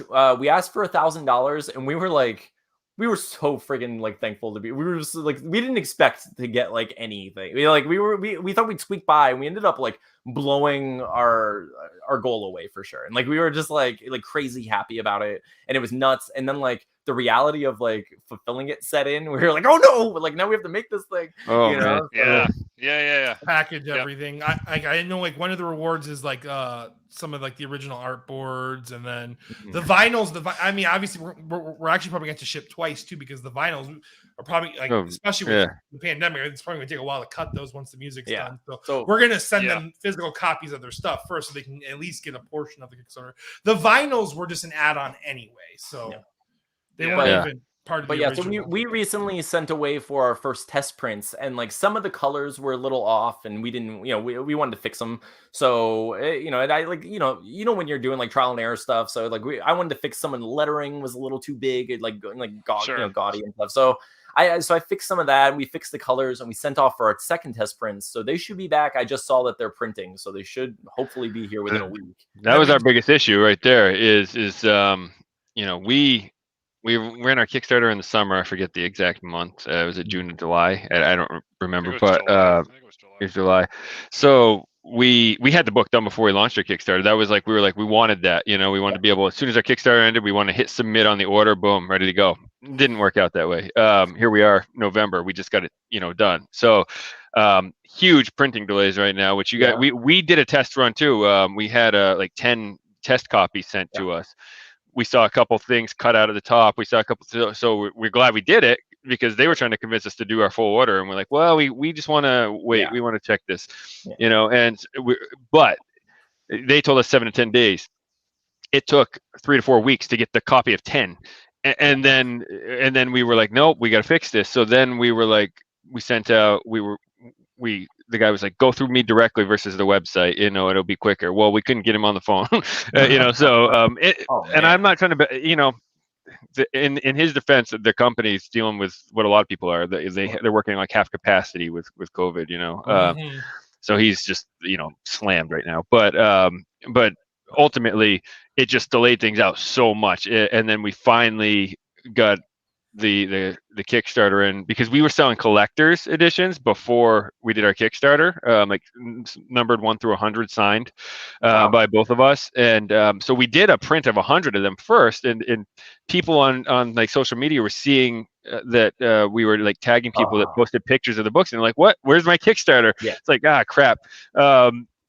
But we did cover variants for that. We did a bunch of stuff that we didn't have yet, so we couldn't send their stuff out. But so yeah, just to, you guys may deal with it. The printing delays are a real thing right now, especially when we hear these paper shortages coming down the line. That was just one of it too. Everything had a caveat. Like we had poker chips as one of our awards, and so we're like, okay, cool. We had like blue poker chips, like the blue looks sharp. Like we'll get and then like 3 weeks will go by, and then you email the poker chip place, you're like, hey, where the hell are the poker chips? Like, oh, we're out of blue. Would red be okay? It's like, well, when were you gonna tell us? So these are the things that it's like, the weird global shortage of some things. It's bizarre, man. Like, so yeah, vinyl might go shortage or something. I know. Yeah. So, You have the poker chip right there. That's pretty cool.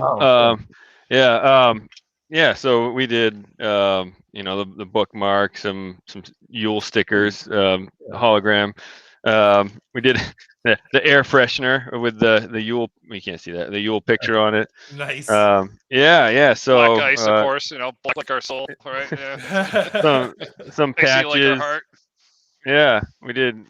So we got the 2 cover variants. Yeah, so it all came out like super awesome. So like we're excited that people are finally getting it. Like literally today and yesterday, people started like tweeting us like or messaging us that they were getting their packages. So it's exciting. But that's awesome. But man, wait till you guys the fulfillment stuff. I know. It was, and Joel is lucky enough to have a printer for or he has like the label set up. So we were printing off the labels there, but it was, pulling up the spreadsheet. It was, organizing it by tier first. So then it was like, all right, we need X amount of tier 6. We need X amount of this one. And we would just like set it all. It was, and then we said we'd sign pretty much everything. So that was a regret because we had to sign. Yeah, you were talking, Anthony, in your last podcast about having to sign your name like 3,000 times. And that's a weird thing. Like, I can't imagine some of those athletes like, there's 10,000 or 25,000 of this. Like, yeah, because even like doing 100, you're just like, yeah, it just feels weird after a while. Steven and I, we just signed because we did a giveaway for our initial test prints. So we gave away 6 of the test prints, and like people were like retweeting our podcast and stuff to get entered into the contest. So I went over to Steven's house and we had to sign it, and I had this whole basic existential crisis where I was like, I've never had to sign my name meaningfully before. Like, it's always just been like a random scribble and it didn't matter to anyone, So now I'm looking at the book and I was like, I don't want to ruin it. I was like, I don't want someone to look at this and be like, did he let his son draw it? Like, what is this? So it's like, so I have like 7 papers around my room that just like, it's my name over and over in various ways, trying to figure it out. And I was like, I'm not used to this. So yeah, we finally did it, and it was just like it felt surreal. It also like it feels good, but it also feels like why do people want that? I don't know. It's cool. I am irrelevant. No, it's cool. Maybe some year that you're the next Kevin Eastman, right? Peter Laird, who knows, right? So people think maybe something like that, but yeah, it's weird signing a name. I used to I remember sometimes on some credit card slips or debit card, go to the store. I actually had a period of time there. I'd write this stolen card, and it was my card, but just to see if they noticed, and no one ever noticed. Yeah, they don't know. You could do a line and they look good. Yeah. Yeah, I used to just write that because it's so dumb. It's like, what is this thing? Like, make ye bark on ye paper. Like, it's just an old, antiquated, weird system, man. Like, it's a strange thing. Yeah, it's funny, but it's wild signing your name a lot. And you get to like 100, and it's just like, See, I got mine down to some pretty simple. It's just a big ass scribble, big ass T, scribble, date usually. And it looks good though. It looks like a signature. Like my signature looks like a signature, and it's quick. I can usually get it done in like half a second or something like that. So yeah, I do like the big cursive J scribble, big cursive D scribble, and then like a dot above the I for Durgan. I'm like, but it's not the same. Like half of them are different. Like it's not identical, but it's so fun. Like you said though, like it's surreal because like you have like I had a backer message me and be like, "That's signed, right?" And I'm like, "Do you really care about my freaking signature?" Yes, but thanks, I guess, if you really care. But I guess for some people, it's probably like an investment, like what you're saying. Like, I mean, for some people are like, this is basically, like this is a very small amount of money that I have to contribute to have a shot at maybe these guys being something big, and I can have this, original book that they did, So people like that kind of stuff, Yeah. I saw Dana White's signature the other day. It was like a circle, a line, a circle, and a line. It was Dana White's signature from UFC. I was like, I can't even find Dana White in that at all. I mean, he might not know how to write. There's a good chance of that. No, it's plausible. He probably thinks he's like perfectly doing like old English or something. It's like in Beer Fest when he has like the beer goggles on, basically. Like he thinks he's doing all these things amazing.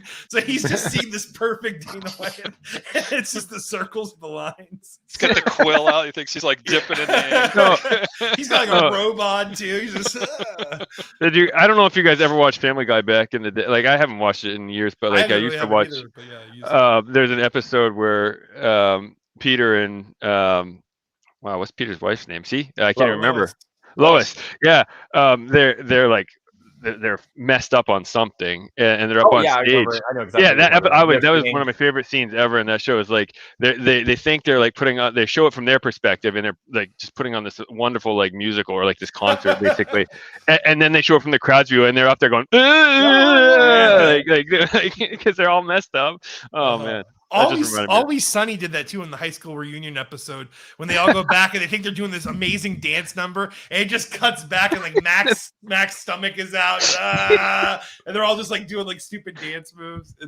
It's a good joke. I mean, that's why it's been used, but it's a good joke. I've had sets like that in the band, man. You think you killed it, and then you go watch like a video replay, and it's like, oh shit, man, we were terrible. Like, it was so bad. Like, it's a different perspective, you know, because you get the stage ear, right? It sounds differently on stage than what the audience hears, and it's like, man, I was hitting that way too hard, like just crazy stuff.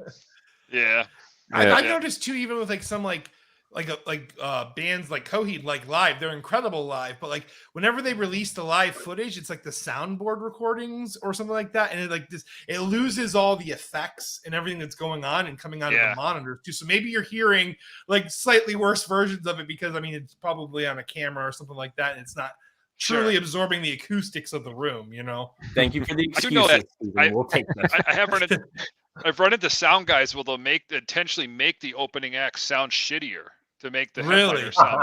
That's a real thing. Yeah. Like my friend ran sound for a fairly large band. They were touring the country, and you know, so they had like the I forget who they opened, some cheesy '80s band that's still Cinderella. They were playing with Cinderella, right? Okay. Remember them, like from the '80s? Right? Yeah. So he's a sound guy for his band. They're opening up for Cinderella, and he goes like, well, they're playing to the soundboard, and like Cinderella has her own guy who's running the board. And he's like, yo, man, like this is all jacked up. Like these levels are off. He's like, don't tell me what to do. And so it sounded like ass. And as soon as Cinderella came up, the guy fixed all of those things. Like it's like he intentionally was dicking with him to make it sound like, oh, Cinderella's a more professional band. We sound better, you know.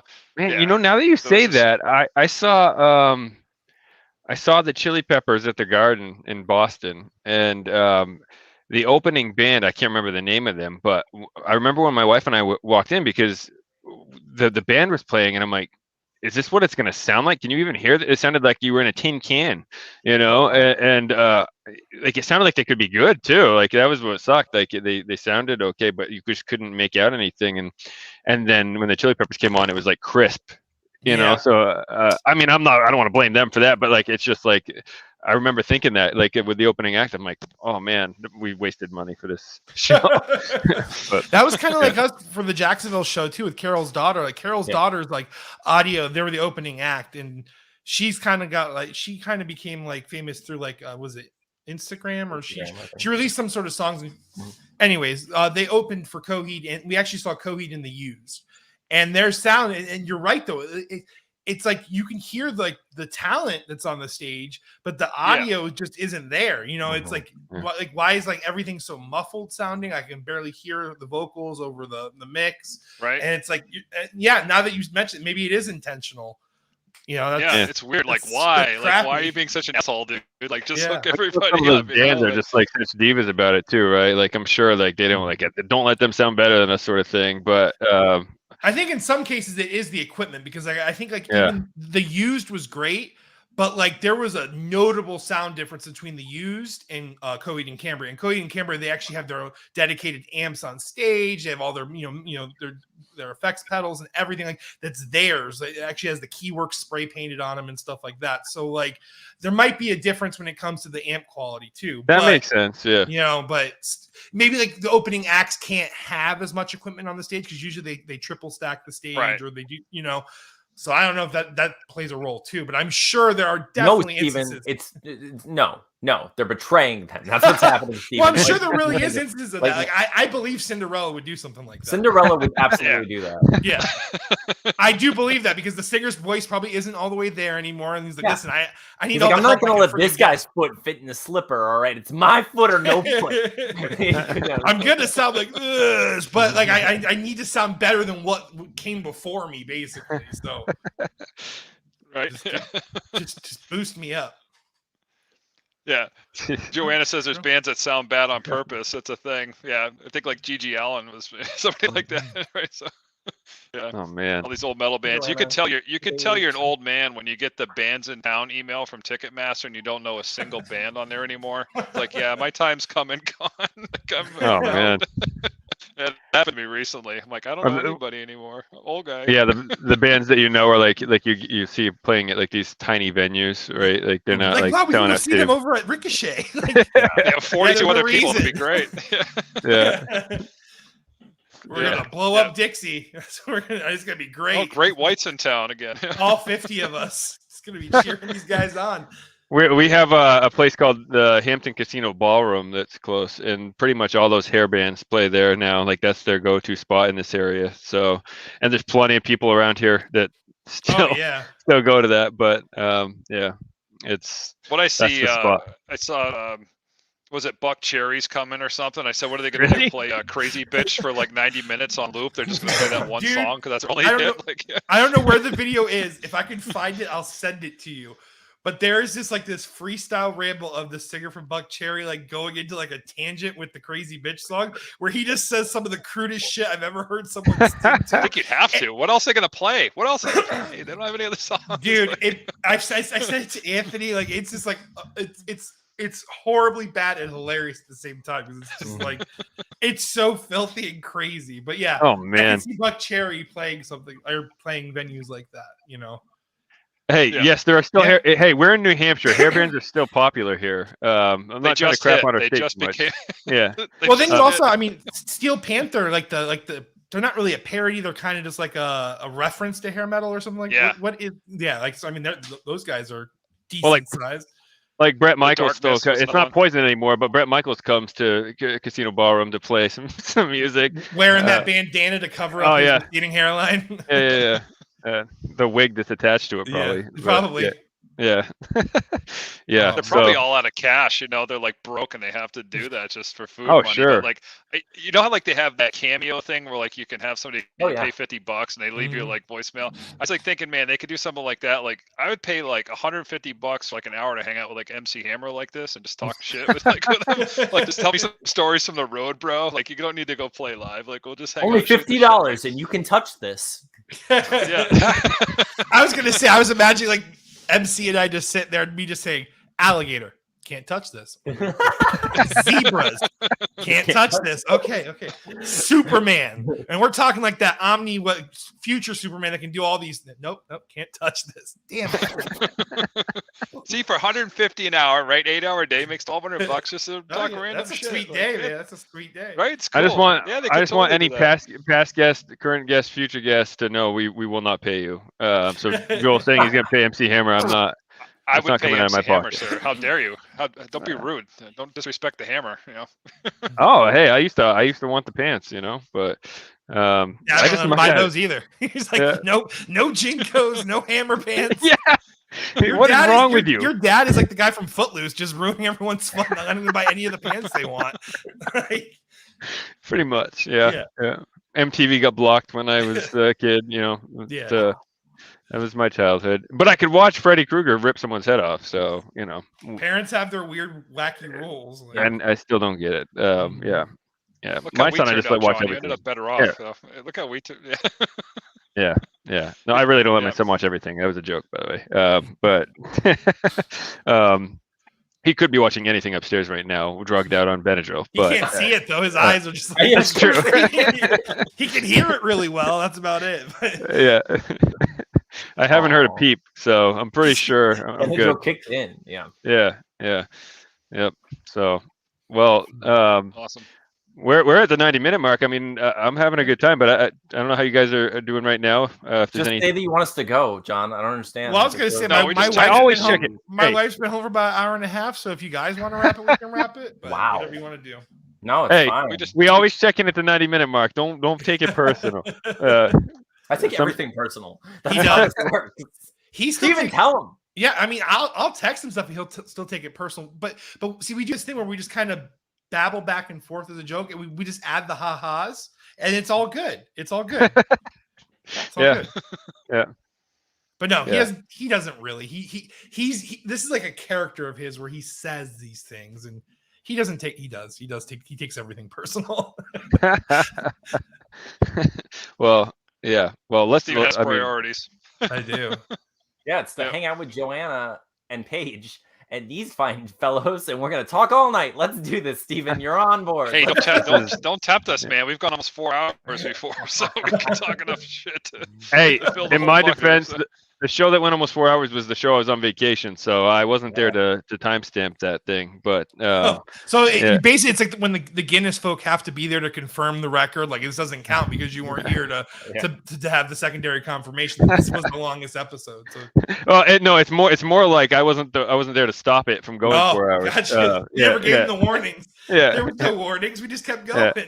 No, I mean we've had plenty of 3-hour shows that just flow. You just don't even realize it, and we've started to trend down towards like the 2 hour 90-minute mark just because it seems like it's tighter. But we find that with our own podcast where like we can easily go for over an hour, but like the episodes that we range from like 35 to 45 minutes get the most views because it's just easier to.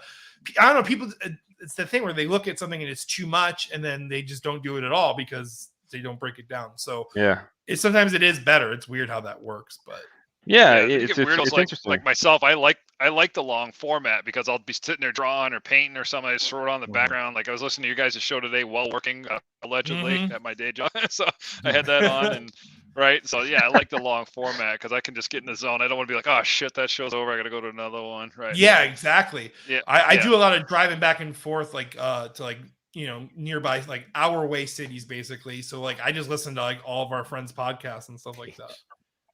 More is more, guys. I like them long too. Yeah, that's what she said. Damn it. I was feeling that too. She set it up. She spiked that ball and she knew one of us was going to hit it. Damn, that's what she said also. She said. Yeah. Joanna, on the other hand, has a short attention span and appreciates the chapters. Yeah. We don't do chapters. We make you scroll and suffer, I've been trying. Like, I'll do chapters on our episodes when I feel I'm like, okay, look, there's at least like a nice 10-minute mark in here that's in the middle that someone needs to appreciate. And like, so I'll do chapters when that happens. Anytime we do like the bot chats and stuff or like this, the scammer chats, I try to do chapters because people can, like to click, but I don't like it's annoying. It's annoying as hell to go through because I do all the editing and I should be keeping like timestamp like notes as I'm going so I can just like make chapters easy. I don't do that. It's all about double work, baby. Yeah, it's all about doing more work as I go and giving more work to future me and hating myself later. Like that's you guys in your high-tech editing talk. Oh no, I pulled up like the YouTube studio and I was gonna like try to like start cutting clips to like advertise an episode, basically like, hey, check this clip out, watch the episode, and then I'm like, holy crap, like I'm gonna spend way too much time in here, and we never did it. But I wanted to say, speaking of liking things long, you guys, I think it was your last episode or maybe the one before that, where you guys were talking about a female that could draw. Yes.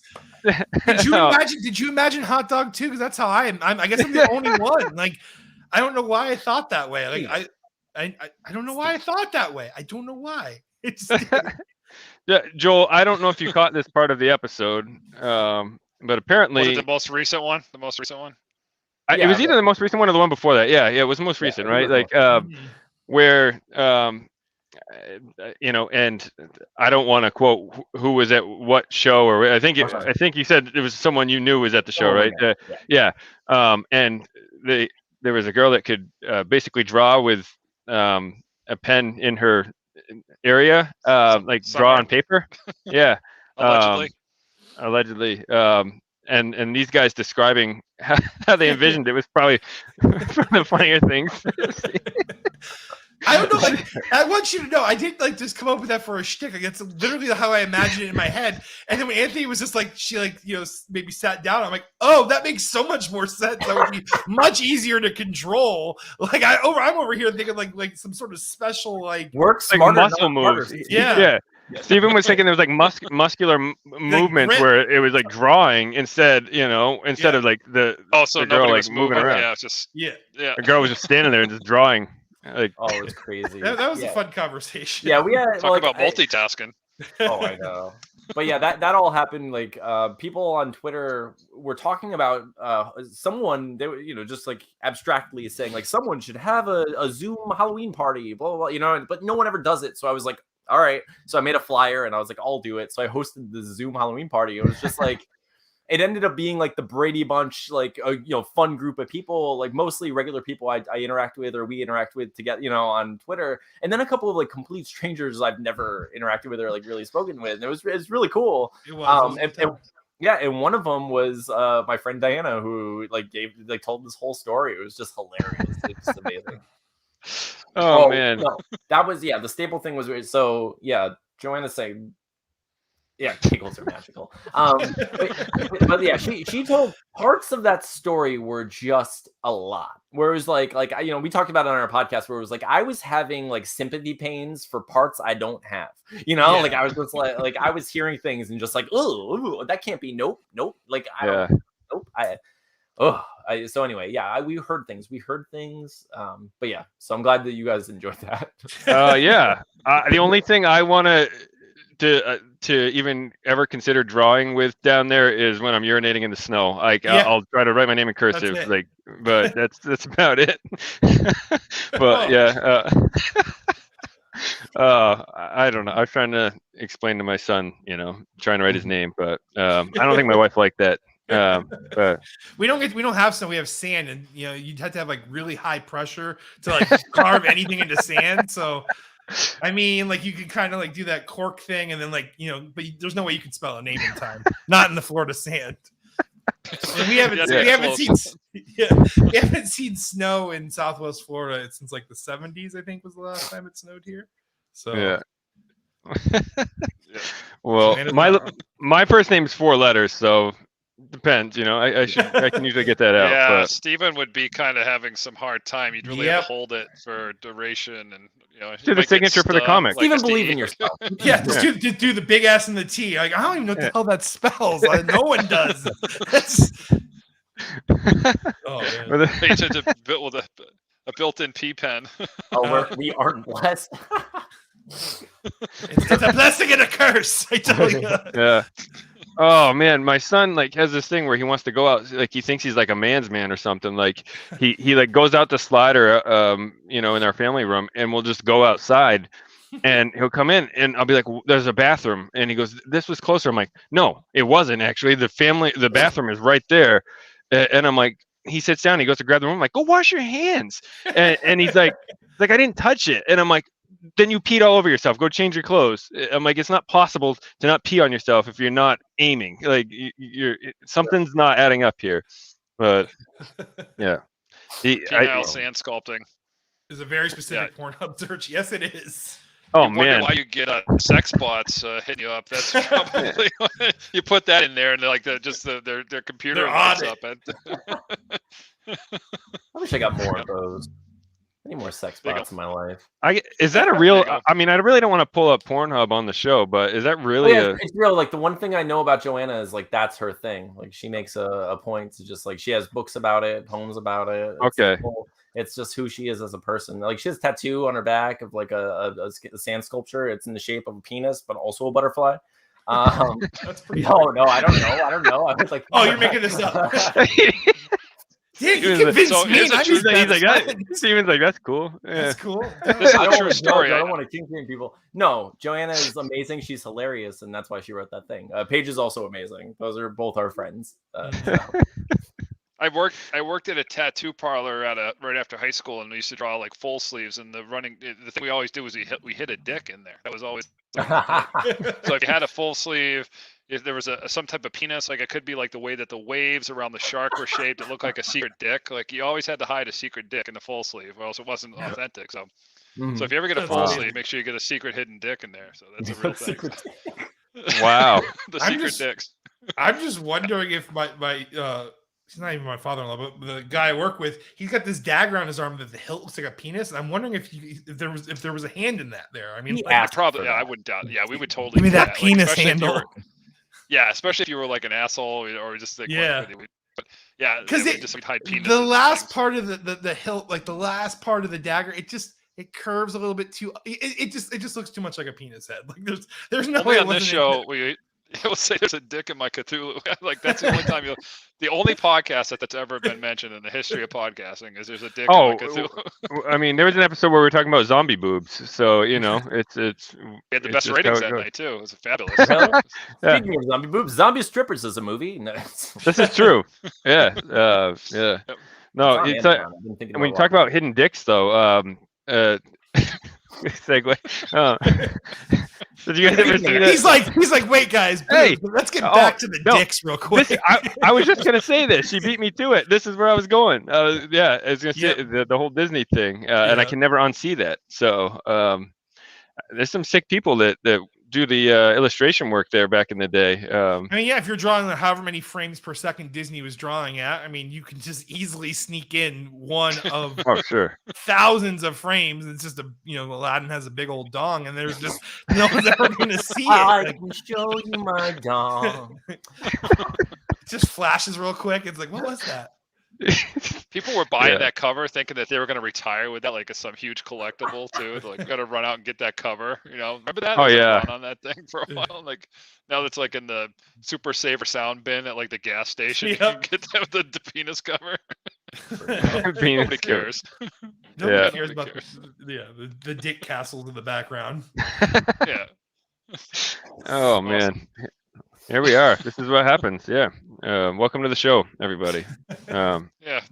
But it sounds like you guys go down this path too. So I think, hey, I mean, it's Rogierio's missing out tonight. I think he's still at the airport, but long hallway from his house to the airport. Yeah. Yep. I mean, I was hoping he would show up randomly laying in his bed like you described earlier. I was just like, we can set that up. We should all do that some night. We should all be in our beds and we should do a show live from the bedroom. Let's not talk about dongs though. Bedroom. Yeah. Livid after be like a love line. Line has a big old thought. I mean, probably. Jasmine is really into him. If you had a lamp and you could make 3 wishes, all I'm saying is that would probably be at least wish number 2. All right, Anthony, whatever. No, hey, Aladdin was like my favorite Disney movie as a kid, so I'm gonna be scarred now when I try to show that to my kids. But see, the '90s Disney movies definitely were like the Renaissance, or whatever they call those movies, like Aladdin, Hercules, Lion King. I actually really Mulan's like one of my favorite. Jasmine's too, I think. Oh wow. I'm missing these texts as they're popping up because I'm too busy talking about Disney movies. But well, they're here for historical reference. We can pull them back up, so we can bring it through. Put them back up there for you. Yeah, I mean, we do try to talk about dicks and then go into Disney movies. It's kind of. I mean, I think they're synonymous at this point. I mean, like because of the animators, it wasn't really anyone's fault. I mean, Walt never envisioned this, but here we are. 90s and 80s animators had different ideas up there, so they went with it. Yeah, it's their fault. I'm talking about dicks and Disney. Okay, it's not my fault. Wait, our fault? No, it's not. No, yeah, they're not your guys' fault. The Disney animators' fault. Well, the animators Disney planned it all along, Steven. I can't believe that you have such little faith in him. It's the magical kingdom.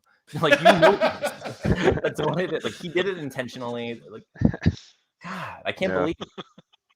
Yeah, he has secret passageways under the ground at Disney too. By the way, I don't know if anyone knew that.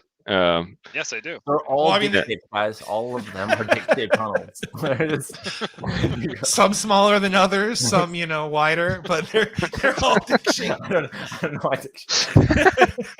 You could have easily gone the other way. They're very yonic, but no, dick-shaped. Yeah.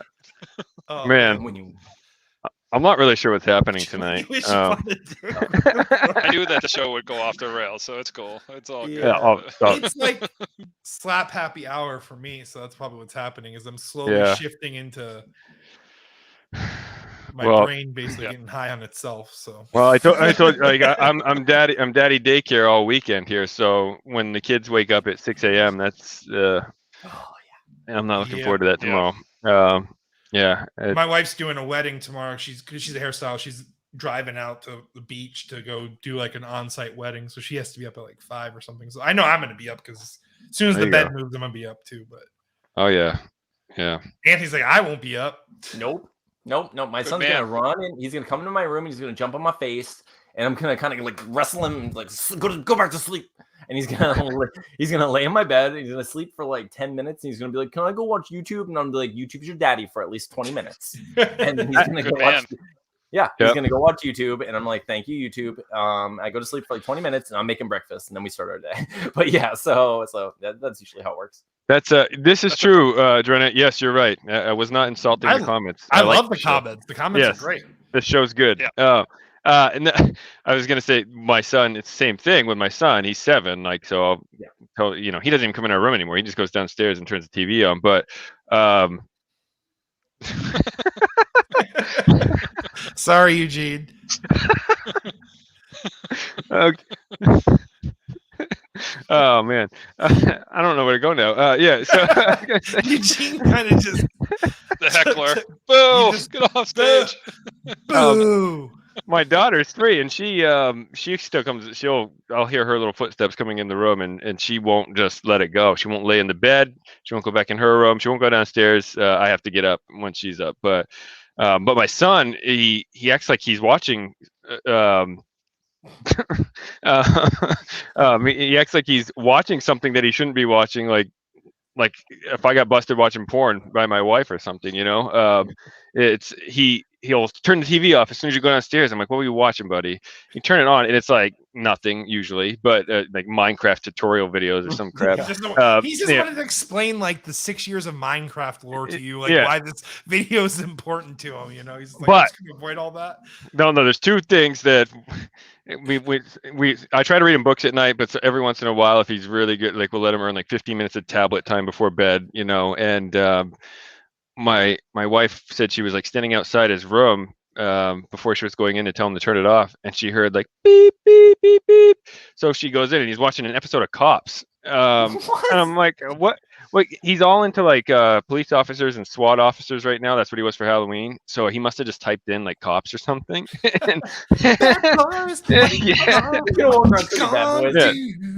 Yeah. And then there was another thing where I heard him cracking up in his room, and I go in, and thankfully there was no prostitutes involved, but it was a Grand Theft Auto scenes where but there was just like these characters jumping out of cars with parachutes and like just like destroying themselves on the ground, and he's like cracking up, and I'm like, I thought I put a block on this thing. I thought I like put some like parent protection, but I don't know how he's getting around this. He's 7. They find a way. They do. Yeah. Life finds a way, basically, though. I mean, it's the truth. My kids found their way onto like Russian YouTube somehow, and like they're watching like these weird these like play videos where they're like basically you can tell that this wasn't filmed in America. They just dubbed it in English, and it was like they're weird. And then my kids are like super like into this band called Little Big from Russia. It's so weird. Like my kids, we actually don't want to watch YouTube anymore because they were like talking about how they want to go to Russia. And I'm pretty sure the KGB was like, like taking my kids from me. Your basically. kids are brainwashed. You need to accept it. I'm gonna wake up and they're gonna have like a knife to my throat. Dancing dolls, they drink vodka. I think they're being it's crazy. They're getting to the youths, if you will. YouTube. Oh, that's amazing. I'd like to ask Eugene if he has a question for us. If there's anything we can do. I'm guessing it was me going my Disney dick rant. I'm guessing Eugene probably tuned in right in the dead smack center of that throbbing conversation and was just like, I want no part of this giant thing. Like I just want to step away. That's what I'm guessing happened. Maybe, yeah. It just reminds me of that episode, of that scene from Superbad. Obviously new to the show. Eugene's never seen us before. I feel bad. Pretty good for us. So. Eugene's like on an upward trend. So. Yeah, we got a random viewer. That's awesome. He's gone already, but I'm gonna just comes around the shows. I'm gonna look up that blonde guy's face and I'm gonna fuck his life up. I'm gonna go to every podcast he's on. I'm gonna 1-star his comics. I'm gonna do all of it.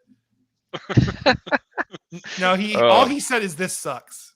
And then I've added all the throbbing stuff and all that. That was all. So where does this stream out? Where, like, who can see this right now? Is it like Twitter and Facebook and all? Yeah, Twitter, Facebook, YouTube, Twitch. Twitch, I will admit, we're slacking on. How do I find Twitch. Eugene is my question. How do I find him? Oh, he commented on Facebook. It shows a Facebook mark. Well, so he doesn't know me, and that sucks. Yeah. I was hoping it was like a Twitter person who's just like, I hate this guy. This better be. This is better. What? How dare you? How dare you, Joanna? Nothing is better than that. So every Wednesday, I host a thing called Weird Movie Wednesday, in which everyone gets together and we watch a terrible, ridiculous movie together. We watch like bad horror movies and like silly stuff on Amazon. So like for those of you who don't know, if you have an Amazon Prime account, they offer the opportunity to have like watch parties where it just like creates a room so everyone can watch the movie at the same time and chat like simultaneously. So every Wednesday we do this. Like I post links on Twitter, and it's just like a group of like 10 of us or something all get together and just like make jokes. So it's always public and like open to whoever wants to join. So this is a great segue. Yeah, I got to throw this in there. Have you guys seen Lamageddon yet? Yes. Yeah. So that was actually one of the earlier movies. Awesome. That was one of the earliest ones that we did for Weird Movie Wednesday. Thank God. He's been trying to get me to watch this forever. He's like, you got to watch it. We watched the trailer live on the show, and I was like, holy shit. Yeah. That movie was magical. It was something else. Like the only thing, my only complaint, and like I hate this. This is like small complaint, like 10% doesn't define the experience of the freaking movie. But like I wish that some of the kills were more like interesting, like they repeated deaths a lot, which like they did it for laughs and like it worked because like I was laughing every time someone died in that hot tub, but it was like you get sick of it where it's like I want to see the llama kill people in creative, funny ways. That's why I watch these movies. Well, isn't there like spit with acid and stuff? Like, isn't that a thing? What was that? Does the llama spit like acid? Oh no, it turns you into a llama. Oh my god! Spoiler alert! Alert! And I believe, doesn't it shoot lasers out of its eyes or something? Yeah, out of its eyes, yes. Sir. I did see that part. Yes, it does.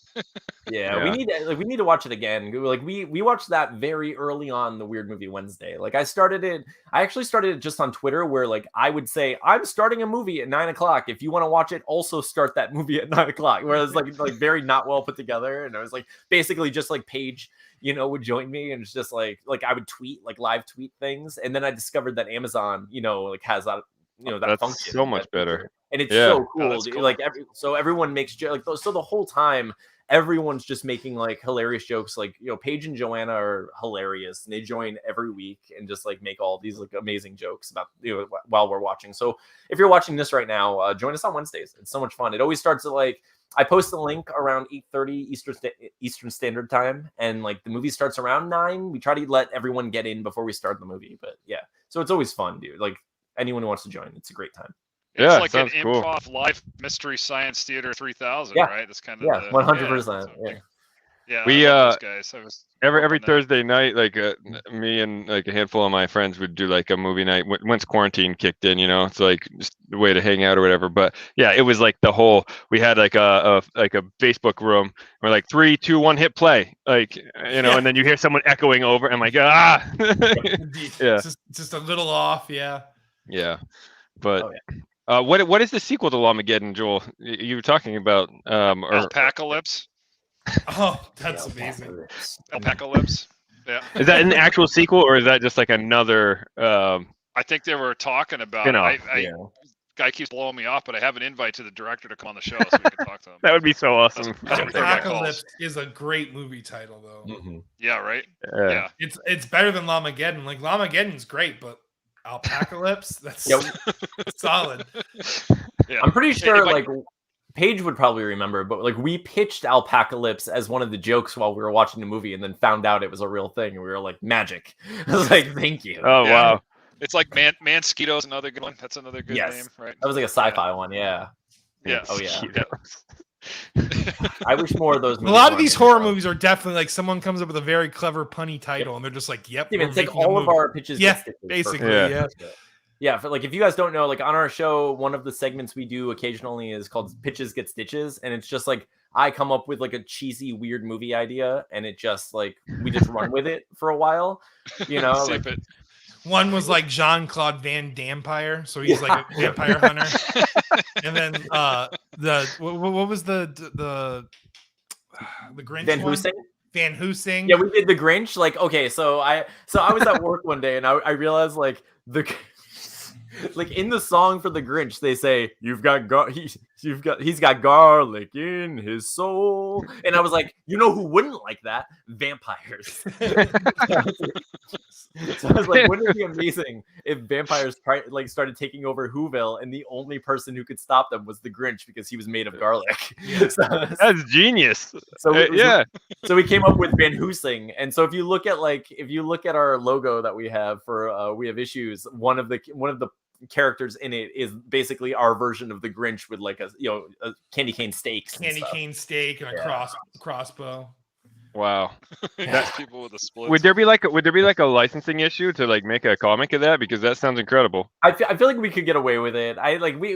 We try to like avoid that stuff if we can, but because we have like I've pitched so many of those over time. Like I like the like one of my favorites was Drac to the Future, where it was like a vampire goes back in time and then accidentally stops himself from becoming a vampire, so he has to like slowly. It's Back to the Future with Dracula. So. It is November 5th, by the way, right? It's the anniversary of the day that time travel was invented when the flux capacitor was made. Oh, yeah. That's true. Callback I was gonna put my I have a flux capacitor T-shirt. I was gonna wear it tonight. I forgot because I got home 10 minutes before the show. Yeah, no.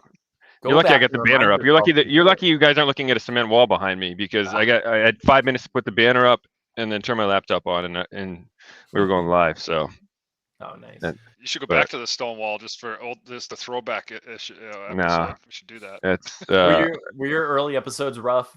What was that? Well, no, only the first. No, actually, still rough. Are you kidding? Well, hey now, no. Like talking wise, like again, like Joel and I talk to people for our day job, so like talking was never the issue. It was more just the technology issues and like behind this, like I'm in my basement. That's the only soundproof area where I won't wake up my kids. So it was cement wall behind me. And like when we were guests on another show, like promoting our comic, like a viewer like commented that it looked like I was in a bomb shelter, and then I'm like, that's embarrassing. It was Eugene. He's like, this sucks. What is he in a bomb shelter? Get this guy out of here. Yeah. Yeah, John's back wall though legit looks like one of those like a detective trying to solve where the serial killer's gonna strike next. Like it had like a map with yarn and stuff. That's on the other side of the laptop. Yeah, you got your Charlie Day map. Basically, you're crazy.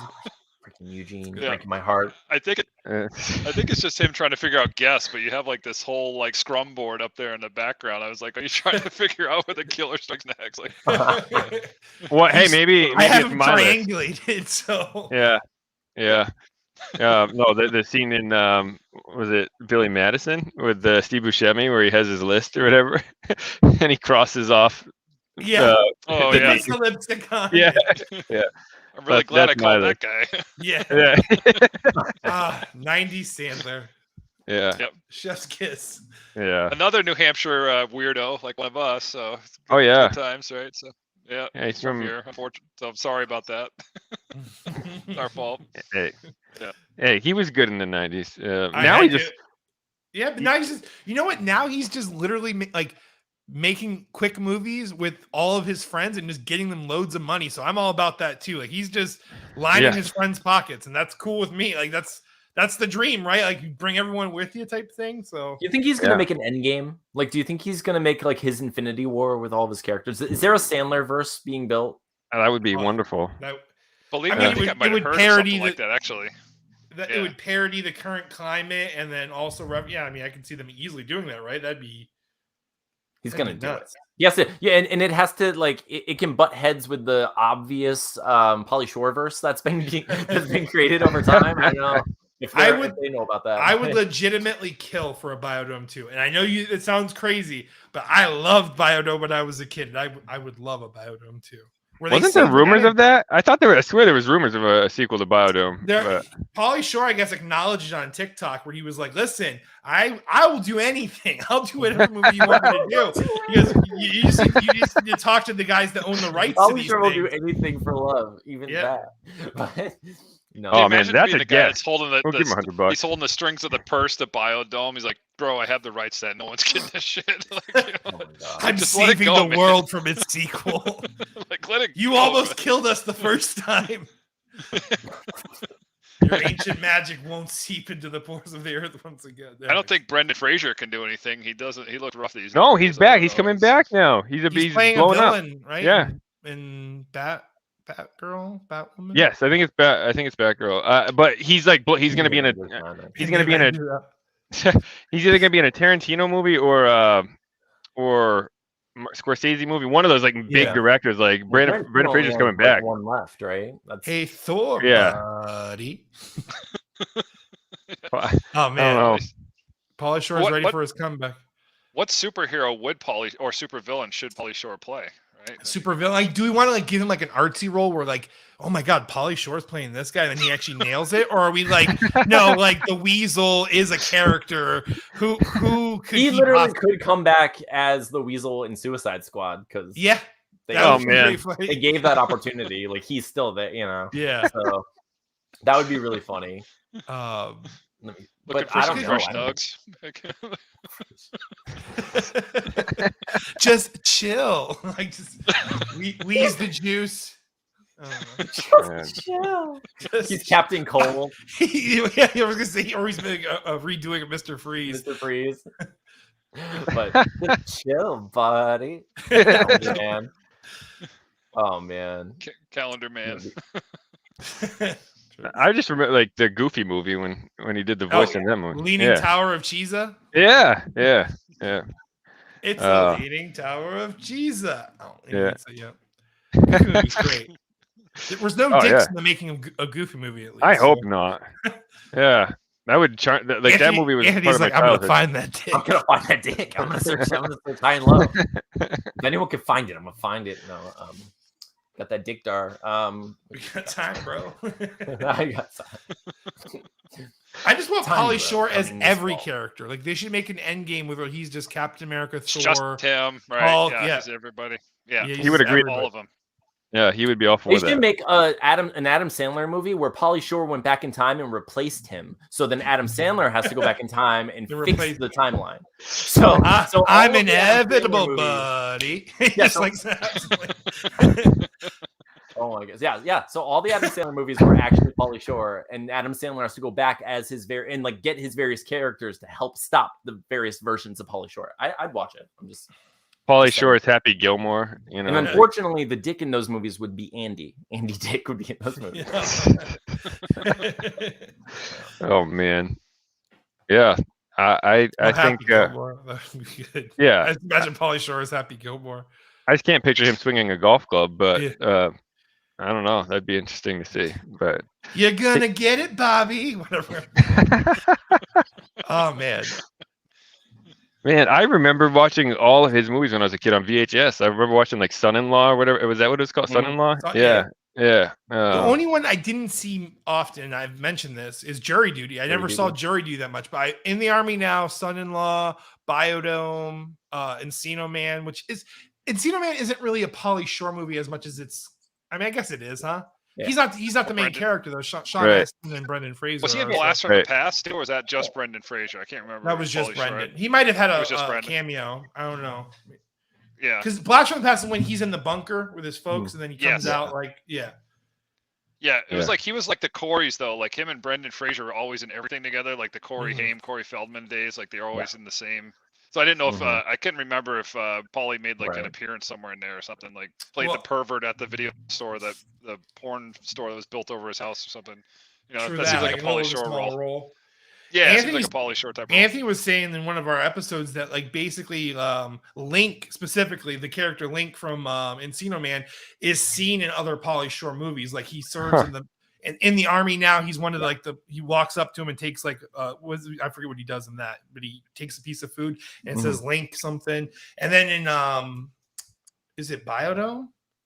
No, not Son-in-law. Biodome. Son-in-law, when he has the fruit hat on, he comes up and takes the thing off of his head and eats it. So Yes, yeah, Link. yeah. Yeah, he might be another one. Yeah, it's One of- in there. Yeah, I think there are like 3 or 4, but Link is in numerous movies that just kind of tie the Pauly Shore verse together and Yeah, solidify it hilarious. is one universe. Yeah, So kind of they're doing the polyverse. You could have it. they Yeah. are. Yeah, right. So maybe it's the other way around. Maybe Adam Sandler will be his Thanos. He's just like, you're not. The weasel can't be Snap this my fingers. powerful. Yep, The the poly- polyverse. There you go. I'm glad we invented something that we should pitch this. This should become a thing, right? I could easily see I mean- 3 or 4 seasons on Netflix streaming easily. I'm pretty sure Pauly Shore would come on this show if we pitched this to him. You know, the fact that Play there's this this many clip people and you'd see backing sold, him. dude. Like, why? How Yeah. could you be? You know. Yeah, like Pauly, if you're here- watching this right now, and we know you're watching this right now, yeah, right? You can make this a thing. Eugene, if you know Polly, tell him that his show didn't suck and let him know to like get a hold of us. Oh man.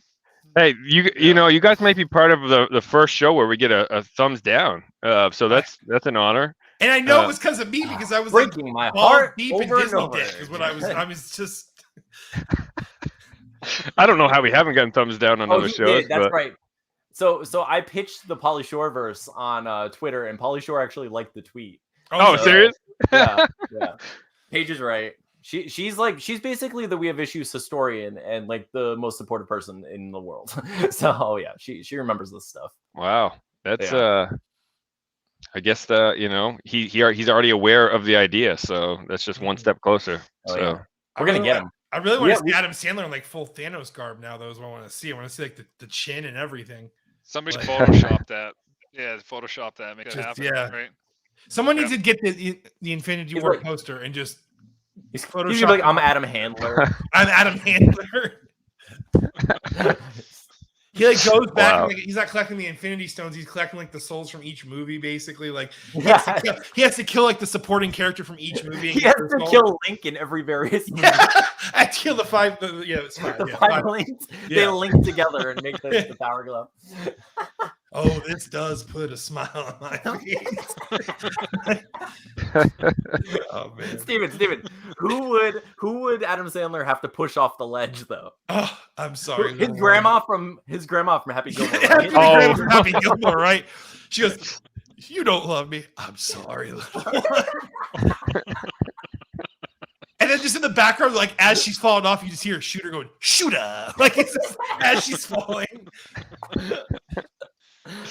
Oh man. Oh wait, Shooter McGavin is the cloaked figure. The of course. the Red He's the Red Skull. Skull. He's like, He's I Red lead Skull. others to a treasure I can never obtain.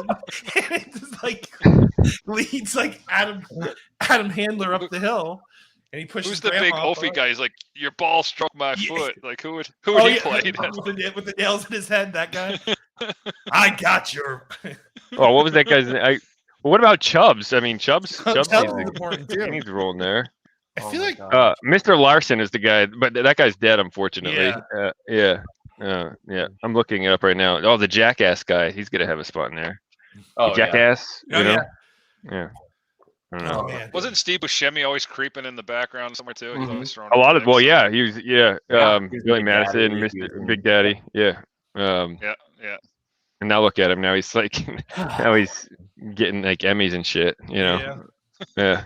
I love Yeah, his he's really character. good, In though. I loved him in Big Daddy. I love the homeless character. Oh, the he was burger. hilarious. Yeah. Yeah. She can be I've my always loved sugar mama. Big I gotta Daddy, get me one of those. Man, you guys are just bringing back memories of like the VHS movies that I used to watch on repeat all the Yeah, I time. remember the black Happy Gilmore with the circle. Yeah. And Happy Gilmore. Yeah, I could name like it was Happy Gilmore, Tommy Boy, Dumb and Dumber, and Liar Liar. I don't know why. I mean, I like that movie, but like I still wouldn't put it on par with those other three as far as like my favorites as a kid. But for some reason, those four stick out as movies I used to like just watch all the time. Liar But- Liar was a big one in the 90s. I remember Yeah. seeing it in theaters with my dad. But yeah, like all those movies they're excellent. They're just great 90s comedies. Like Tommy Boy is still good. I put it on, I think it was on Netflix, maybe. It's on Netflix now. Yeah. I watched it. I'm like, man, this is still gold. Pauly Oh, Shore it- is the Silver Surfer. It's right- Jeez, we're casting. Yeah. So wait, if Pauly Shore is the Silver Surfer, who does he herald? Like, who's the Galactus to the Pauly Shore? Oh man. Ooh. Who is he bringing in? Brendan Fraser does a double roll. Yeah. Comes out. I mean, He's giant, man. just consuming worlds. Like he just appears behind Bride of Okay, I don't know if that's connected. I mean, just like the Just Bride random of movies, it's like Jennifer Tilly. Is that Yeah. throwing out random movie titles at this point. Bride of Chucky's coming, bud? I'm here. Juice. It's just like... Wow. Oh, it's good stuff. Eugene's just hating this. We're not talking about football or whatever he wants. Can you guys see who's watching? No. okay. If he was It's still watching, weird, that would like- be hilarious. That would be really fun. I don't trust the views either, because like you go back and look and there's like 300 views and you see like this thing never moves, and then the next day there'll be 700, and then you go back it's 400. You're like, what? I don't know. Like, who knows? That's I don't trust annoying. that thing. Yeah. Oh, and they take Yeah. views away too, and you're like, what? Yeah, we get that on YouTube where they randomly take the views away. And Yeah. it's The frustrating. view audits was what we call them, where they Yeah. just like, no, this isn't real views. Like, Yeah. How do you have a Well, fake view? we run into we run into the situation where, like, you know, there's a lot of shows where we're getting, like, our subscribers are slowly building up. You know, after 30 shows, we're at like 140 something now, but like we're getting the same amount of views per show as we were when we were getting 30 subs. You know, so it's like, what's happening right now? But not always, but you know, it's always funny to see that.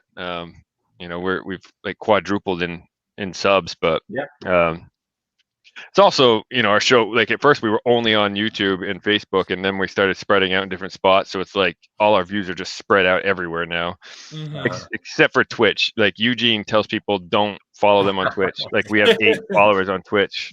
It's Yeah. a new So kid in town. Nobody knows what the Twitch is. I mean, honestly, we don't even like promote it. We just did it, and then, you know, because we had an extra medium to put it on, basically. But yeah. and it was simulcasting, so it's like it was any extra effort. It was just zero effort. Yeah. It's there. It's just there. Yeah. Yeah. But It's cool. how many shows are you guys at now? 61. Yeah, 61 is there. Yeah. We're gonna record 62 on Monday. Yeah. So Nice. That's why you're so much more professional than we are. I get it now. So we'll get that, John. Double the content. Yeah. Yeah. Well, they also edit. Well, if we wanted to edit, that would be huge too. I definitely think that adds some crispness to. Anthony's the a episode. magician. He really is. Like he's got it down to a science now. But he kill myself, Steven. Every week I kill myself. We record on Monday night, and then I have to work all day Tuesday, and then I have to come home and spend time with my son, and then I have between the hours of 8 p.m. when my son goes to bed and whenever I can get it edited to release it the next day on Wednesday. I have one day to do all of the whole work, and I also do all the thumbnails, and I'm gonna keep doing them because I'm getting good at it. But yeah, so I edit the whole thing in one night. It's become like a marathon situation. But Steven's right. I have gotten it down to like a science where like now I know all like the shortcuts, like shortcut keys and all stuff. You know, he's even gotten good at knowing like when we're actually filming, like how to start a sentence, like to reset the topic. Basically, like he'll just like because we're just doing and he'll just kind of roll into it. He's like, oh wait, and then he'll like introduce it better. And yeah, that's why I was scared to do this like live thing because I'm so used to editing in camera where I just like I'll be like, so I'm so used to editing in camera where I will just like go back and I'll just like and I feel like I have a better way of saying a particular thing, you know, where it's just like. So every once in a while, I think about a way to be more concise or more creative or more interesting without saying anything, you know. So anyway, but I do that constantly, like in our podcast, and it's just like, and I know to cut it out, and I'll remember, like, oh, you know, those like first 3 times you said that stupid thing, you fixed it the 4th time, and like, you know. So I fix those things, and I also like, I have like, we both like Steve and I both have like anxiety issues with like breathing and stuff. So every once in a while, you'll see me be like. Oh yeah, and like I'll take like a big stupid breath, and I'm like, no one needs to watch like 6 of those an episode. Like I can cut that out, you know. So I do that. Man, yeah, so that's a lot of work. Yeah, so I edit and like, but if you watch like our early episodes, our lighting was terrible. The audio we had like I didn't even realize that our audio was in mono, like set to mono for a couple of episodes, and like so. And you know, like once you throw it up on YouTube, you can't fix that stuff without losing all of the views and all of the comments and all that, you know. Right. So I was just like, I was like, people have already been watching the episode, whatever. It shows our growth and like whoever's gonna, you know, hopefully people stick with us. And like thankfully people have like, you know, like people like Paige, like we have a pretty consistent, loyal like following every week, which has been slowly growing. it's like, of course, like not as much as we'd like. I'm trying every week to find. I'm trying new ways to like get people to watch the show every week, and like we've been incorporating like the bot chats and like random pitches and like it's like trying to do like letting people ask us questions and whatever we can do to just like love us, Yeah. But it's hard. Freaking Yeah. I noticed blue and yellow light is classic. Yeah. So like previously on the podcast, like I just used my overhead light, and whenever I would move in camera, the light would change so drastically that it would shift between like blue and yellow constantly, So it's just like, if you watch those old episodes, it just looks like I have like the world's worst strobe. Like, whoa. Yeah. Man, I'm in my, like I said, I'm in my basement. So like there's episodes, the lighting's not great. I mean, my face is all shadowed, but like there's episodes where I have a beam of light going down my forehead, and I'm sitting here trying to like fix the laptop like 10 seconds before the show's going live, and it's like making me flip out. But yeah. So but here I am, still 30 episodes in. I haven't done a thing about it. So John looks like he's live at the post-game interview. Like, so tell us about what it was like Yeah. during the fourth inning. Yeah, definitely. Well, we played hard. The other team didn't play as hard. We played harder than the other team. And It's all about yardage. You got to get that ball. You got to move forward. Let's go out there. Next week, Give we're it going to 110%. try to score more points than the other team, and hopefully we'll come out on top. Yeah. I just thank He my needs the Lord and Savior for microphones, my John. God-given ability. What? Yeah. You need What like was the it? microphones with all the little things on them. Oh, John, yeah. like Oh, yeah. the networks. Yeah, you need all that. Yeah. top 5 favorite movies. Let's see. The Lost Boys is number 1, probably. That's a good one. Good Oh, man, God. Here we go, powerful. Joel. You know who I want to get? So I'm going to stop you, Steven. Got to stop. Guess who I want on the show? And John makes fun of me for this. I want Timmy Capello from The sax player? I Still Believe. Yeah. Fuck yeah, dude. Like, he played for Tina Turner. This guy's making fun of me. And I'm like, dude, we got to get Timmy Capello in here. And he's like giving me a hard time. He's like, nobody would watch You that don't like show. Lost Boys, I'm like, John? dude, 'Cause we I love Lost we can Boys. just delete this. I would love watch an Lost oily Boys. sax man at any age. Like, Did you guys? Yeah. Did you guys happen to see? Yes, and he was amazing. Did you guys happen to see our episode 50 Lost Boys special thing that we did at all? I have Not not yet, yet, but but I now. will Thank you go for back. Yeah. telling me. yeah, episode So- 50 so- for sure. So episode 50, we planned it for months. But for episode 50, Steven and I recorded a cover of "Cry Little Sister" from the Lost Boys, We did. Oh, and nice. we made a cheesy music video and everything. So we like, you can go back to episode 50, watch that. We also went on Cameo and we got the original, like the Frog Brothers, to do Nice. to answer some questions for us for our podcast. Good. That's Oh, awesome. Yeah, it was so much fun. Yeah. So Yeah, Timmy Capello is still touring, and you can pull up like videos of him in like East Germany this week, He like just- doing "I Still Believe." Like he just does that for 90 minutes live.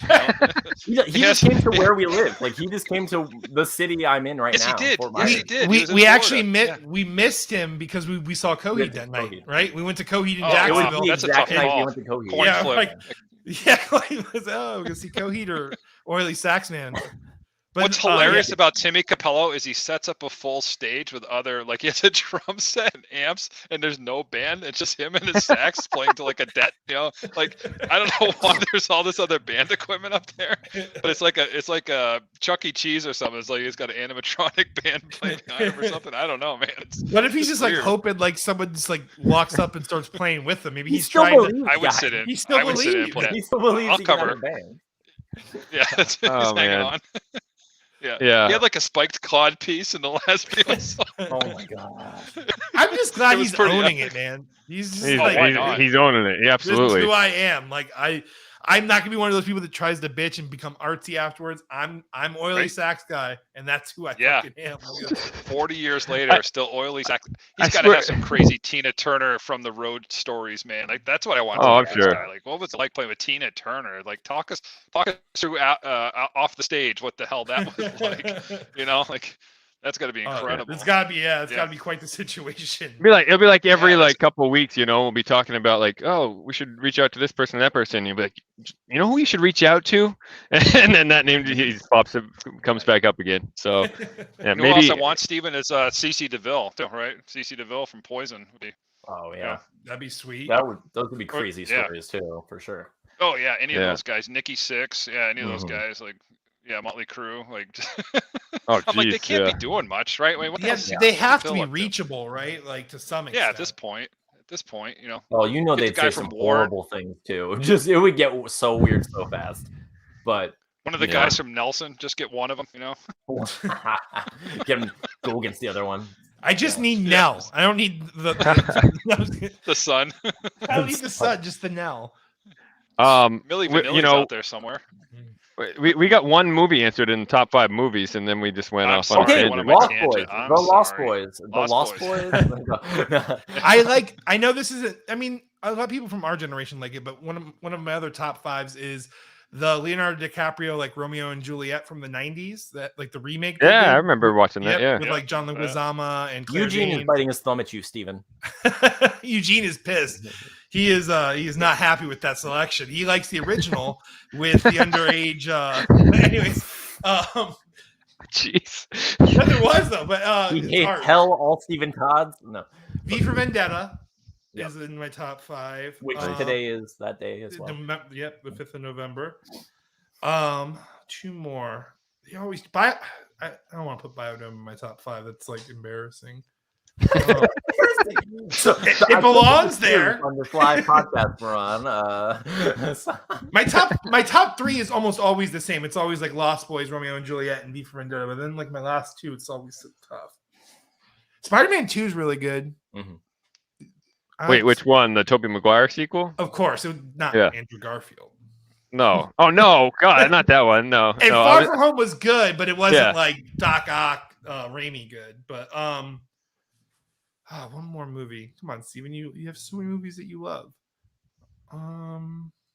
It's hard sometimes to get like amnesia, right? Yeah. Well, because and also like comedy wise too, like Talladega Nights and Step Brothers are like 2 of my favorite. Like, sure. Those are like 2 of my favorite comedies for like just like the random things that Will Ferrell will say. Like I just love those movies, but they almost feel like they aren't worthy of a top 5. Like like this like movie snob comes in, like, what are your favorite top 5 movies? And you're like, Talladega Nights, Step Brothers. You know, like you don't want to say that. You know, you don't want to say Biodome. You know what I'm saying? But like, I like these movies. I've seen these movies a lot. You know, these are like my ones I could watch at any moment. So, I mean. I wouldn't have a problem putting like a crazy comedy like that in. Like I think Old School would be in my top 5. Old School's great, man. I would say Back to the Future is number 1 for me. The Shining is number 2. Aliens, the sequel. I love the first Alien movie, but the sequel just like terrorized me as a kid. It's like T2. T2 is just like better that would actually be close to my top 5 too. Yeah. T2, yeah. But yeah, I don't know. Goodfellas you're right. is in their mind. Goodfellas, right? That's another one. You go gangster, Bronx Tale. I like all those mobster movies are good.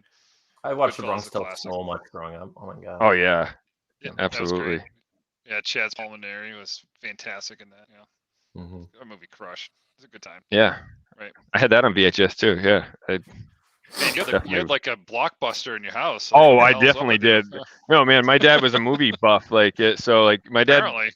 My dad played video games and watched movies with me, so that was cool. But like, we used to go down to the movie store in town, and they used to sell them pre-played or whatever, used. And we would always buy a crap ton of them. They used to give us the posters and stuff, which sucks. I lost them all, but yeah. But I used to have bookshelves full of VHS tapes, gone. So you were that friend that had the 1 bedroom. Like their brothers had to sleep with them in their room because their parents took the bedroom and lined it with VHS tapes. Like, and you're like, holy shit! There's always that one kid that you knew. You're the kid. Yeah. You're the guy. No. My brother and I actually did share a room, but we, The other bedroom was all VHS tapes, so that makes sense now.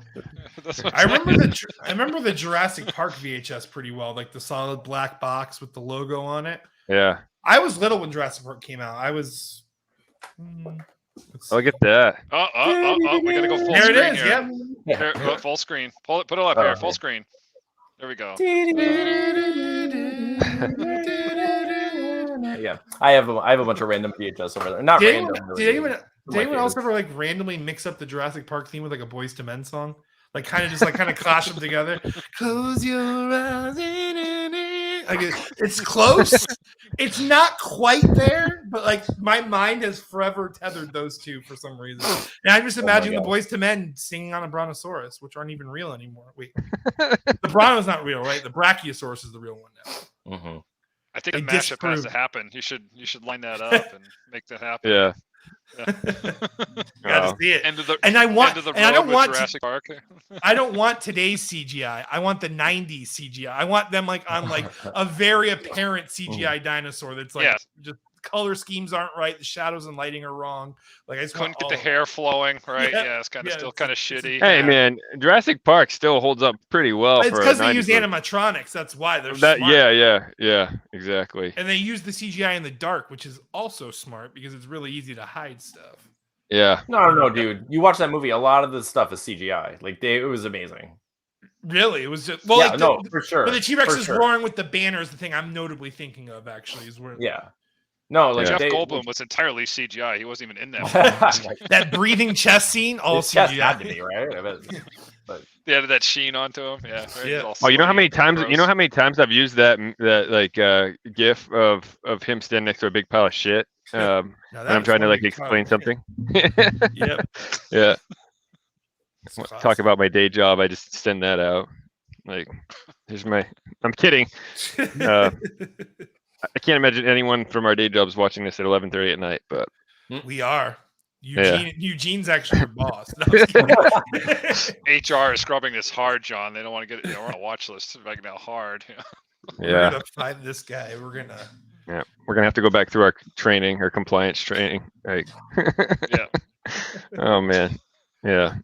Anyways, I used to in the video store. They used to have like a big bin right by the exit with all the old posters that they were just going to toss, and I would just take them all. I didn't even know what the movies were yet because they were still rolled up, and I'd get home and just see what they were, you know. We're like beaches, yes.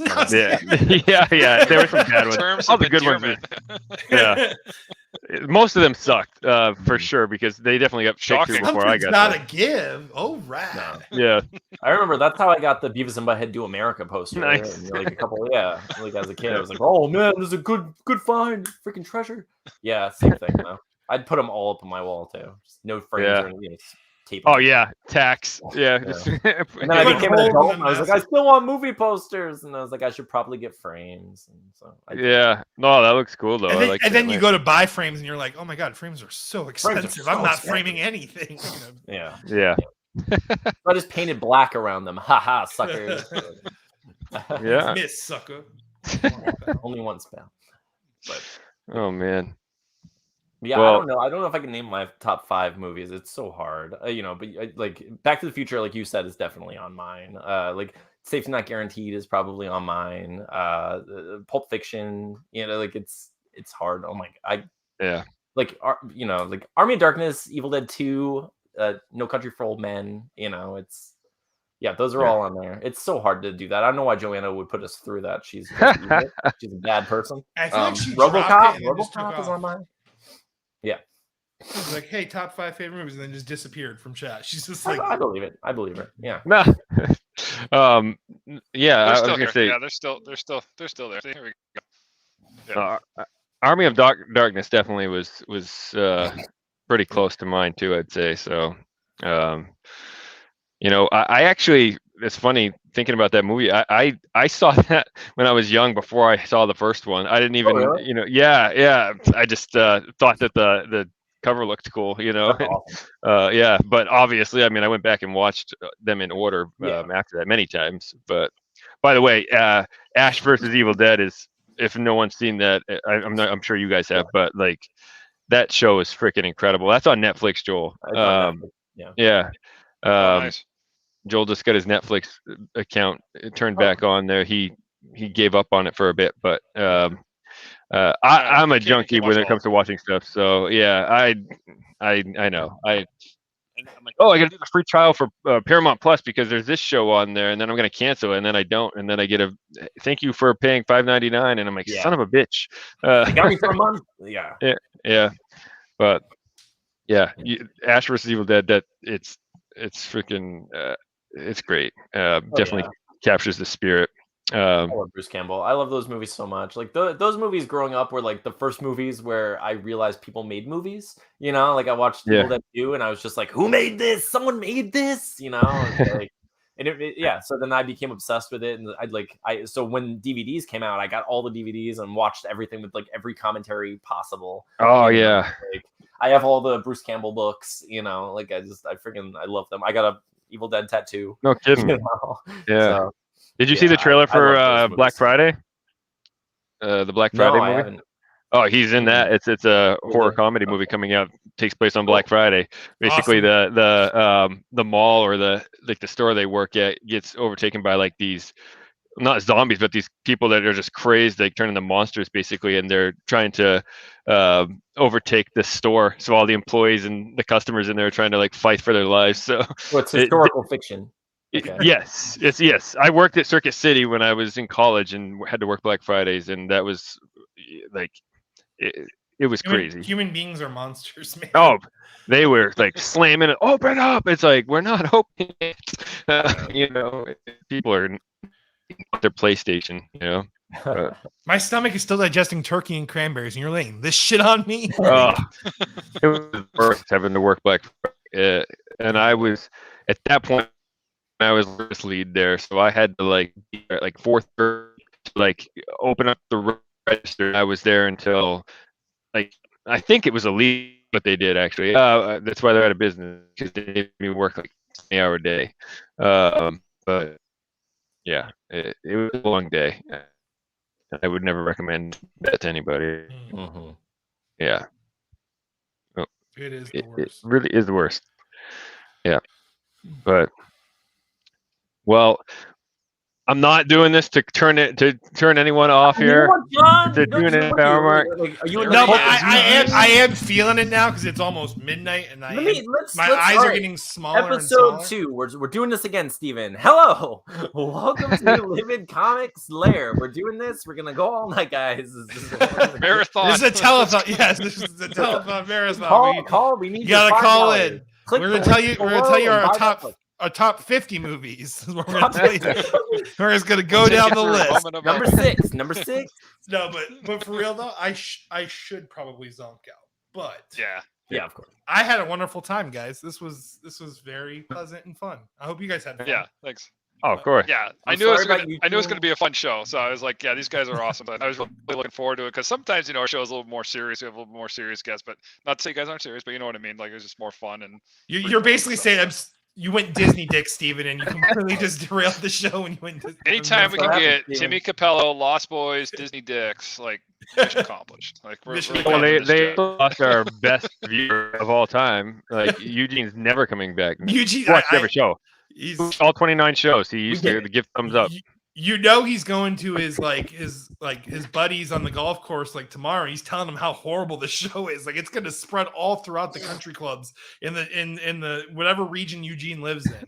So nothing gets you views like hate. So hey man, this show's terrible. Like, I gotta go see how terrible that is. Like, okay, perfect. Whatever brings you on board. Yeah. Oh, I guarantee you, a lot more people would actually enjoy listening to us talk about Disney dicks. You're absolutely right. I think every time Steven says "dick," like a viewer gets hits the like button on our podcast. So it's like, oh, the blonde boy said the D word. Yeah. So. Like an angel gets its wings. No, he gets a video like, But yeah, it was awesome talking to you guys. Thanks for having us on. We appreciate it. Oh, absolutely. Yeah, guys. Yep. So yeah, check these guys out on We Have Issues plural podcast, right? And you guys got the new book on Amazon coming out. The scrapbook's coming, right? Or is it out yet? No, it's coming, right? Yep. Yeah, it's coming out. Perfect. Awesome. Anything else you want to get the last word in and promote? We can wrap up before we say goodnight to everybody. Pauly Shore, if you're watching, don't listen to what we do is gold. Everything we do is great. Ask Kevin Smith. He liked one of my tweets once. It's canon. Steve and I are historical figures. We didn't talk about that, but it's true. We're #1 on Amazon historical figures. And there's nothing you can do to take that away from us, Eugene. don't care what you have to say. Join us on our podcast, and you can hate us there too. And that's fine because you'll be the only one. You'll be lonely, Eugene, because people don't hate us. Maybe they do, but then they abandon us, right, Steven? Yeah. What if Eugene's the like lone disliker on our podcast? It could be. We didn't. What if he people followed so us long, here and just to suddenly- hate on them? Like we brought the curse of Eugene with us. We don't know. You're not a real podcaster until you get someone hating you. So mission accomplished, like I This said. is So true. Yeah, we've we accomplished did a it. lot tonight. So it's a good time. So, yeah. Yeah. Awesome for guys. sure. Yeah. But No, it's Yeah, been a lot of fun, dude. it We'll share this everywhere. I can't wait. Awesome. We appreciate it. Appreciate We'll it. have to have you at some point down the line too, which I promote the new book and absolutely. yeah, and you know, we can talk about dicks more. So Damn it! I actually became Dick Guy again, Anthony. This is how I got introduced to Twitter. That It's a dick circle, if you It's will. your dick circle. This is your hero's journey back to dick. Dude, do I just need to start talking about dicks like all the time? Is That's how I who just you need are. to- You do Wildcock. I'm sorry. I was Steven. nobody You until are I put now. on the dick. I was like, yeah, Yep. but, all Sorry. right, guys. Awesome. yeah. All right. Yeah, we'll be back Monday night, right? We got the guys from ASAP Comics coming on, John. Right? You got them set up. Yeah, from Warehouse 9, they're doing a graphic novel with ASAP Comics called Nice. Bob. Why am I drawing a blank right now? The non-union psychic, is it? Why can't I remember the name right now? But basically, it's this guy, the main character. He's a hairstylist, and he's battling some evil entities. So it's pretty That's funny. awesome. So yeah, so that'd be a fun show. But Cool. Yeah. Well, I guess we'll catch you guys. Catch you guys on Monday night. So everyone have a good evening and continue to stay livid. We'll catch you on the next one.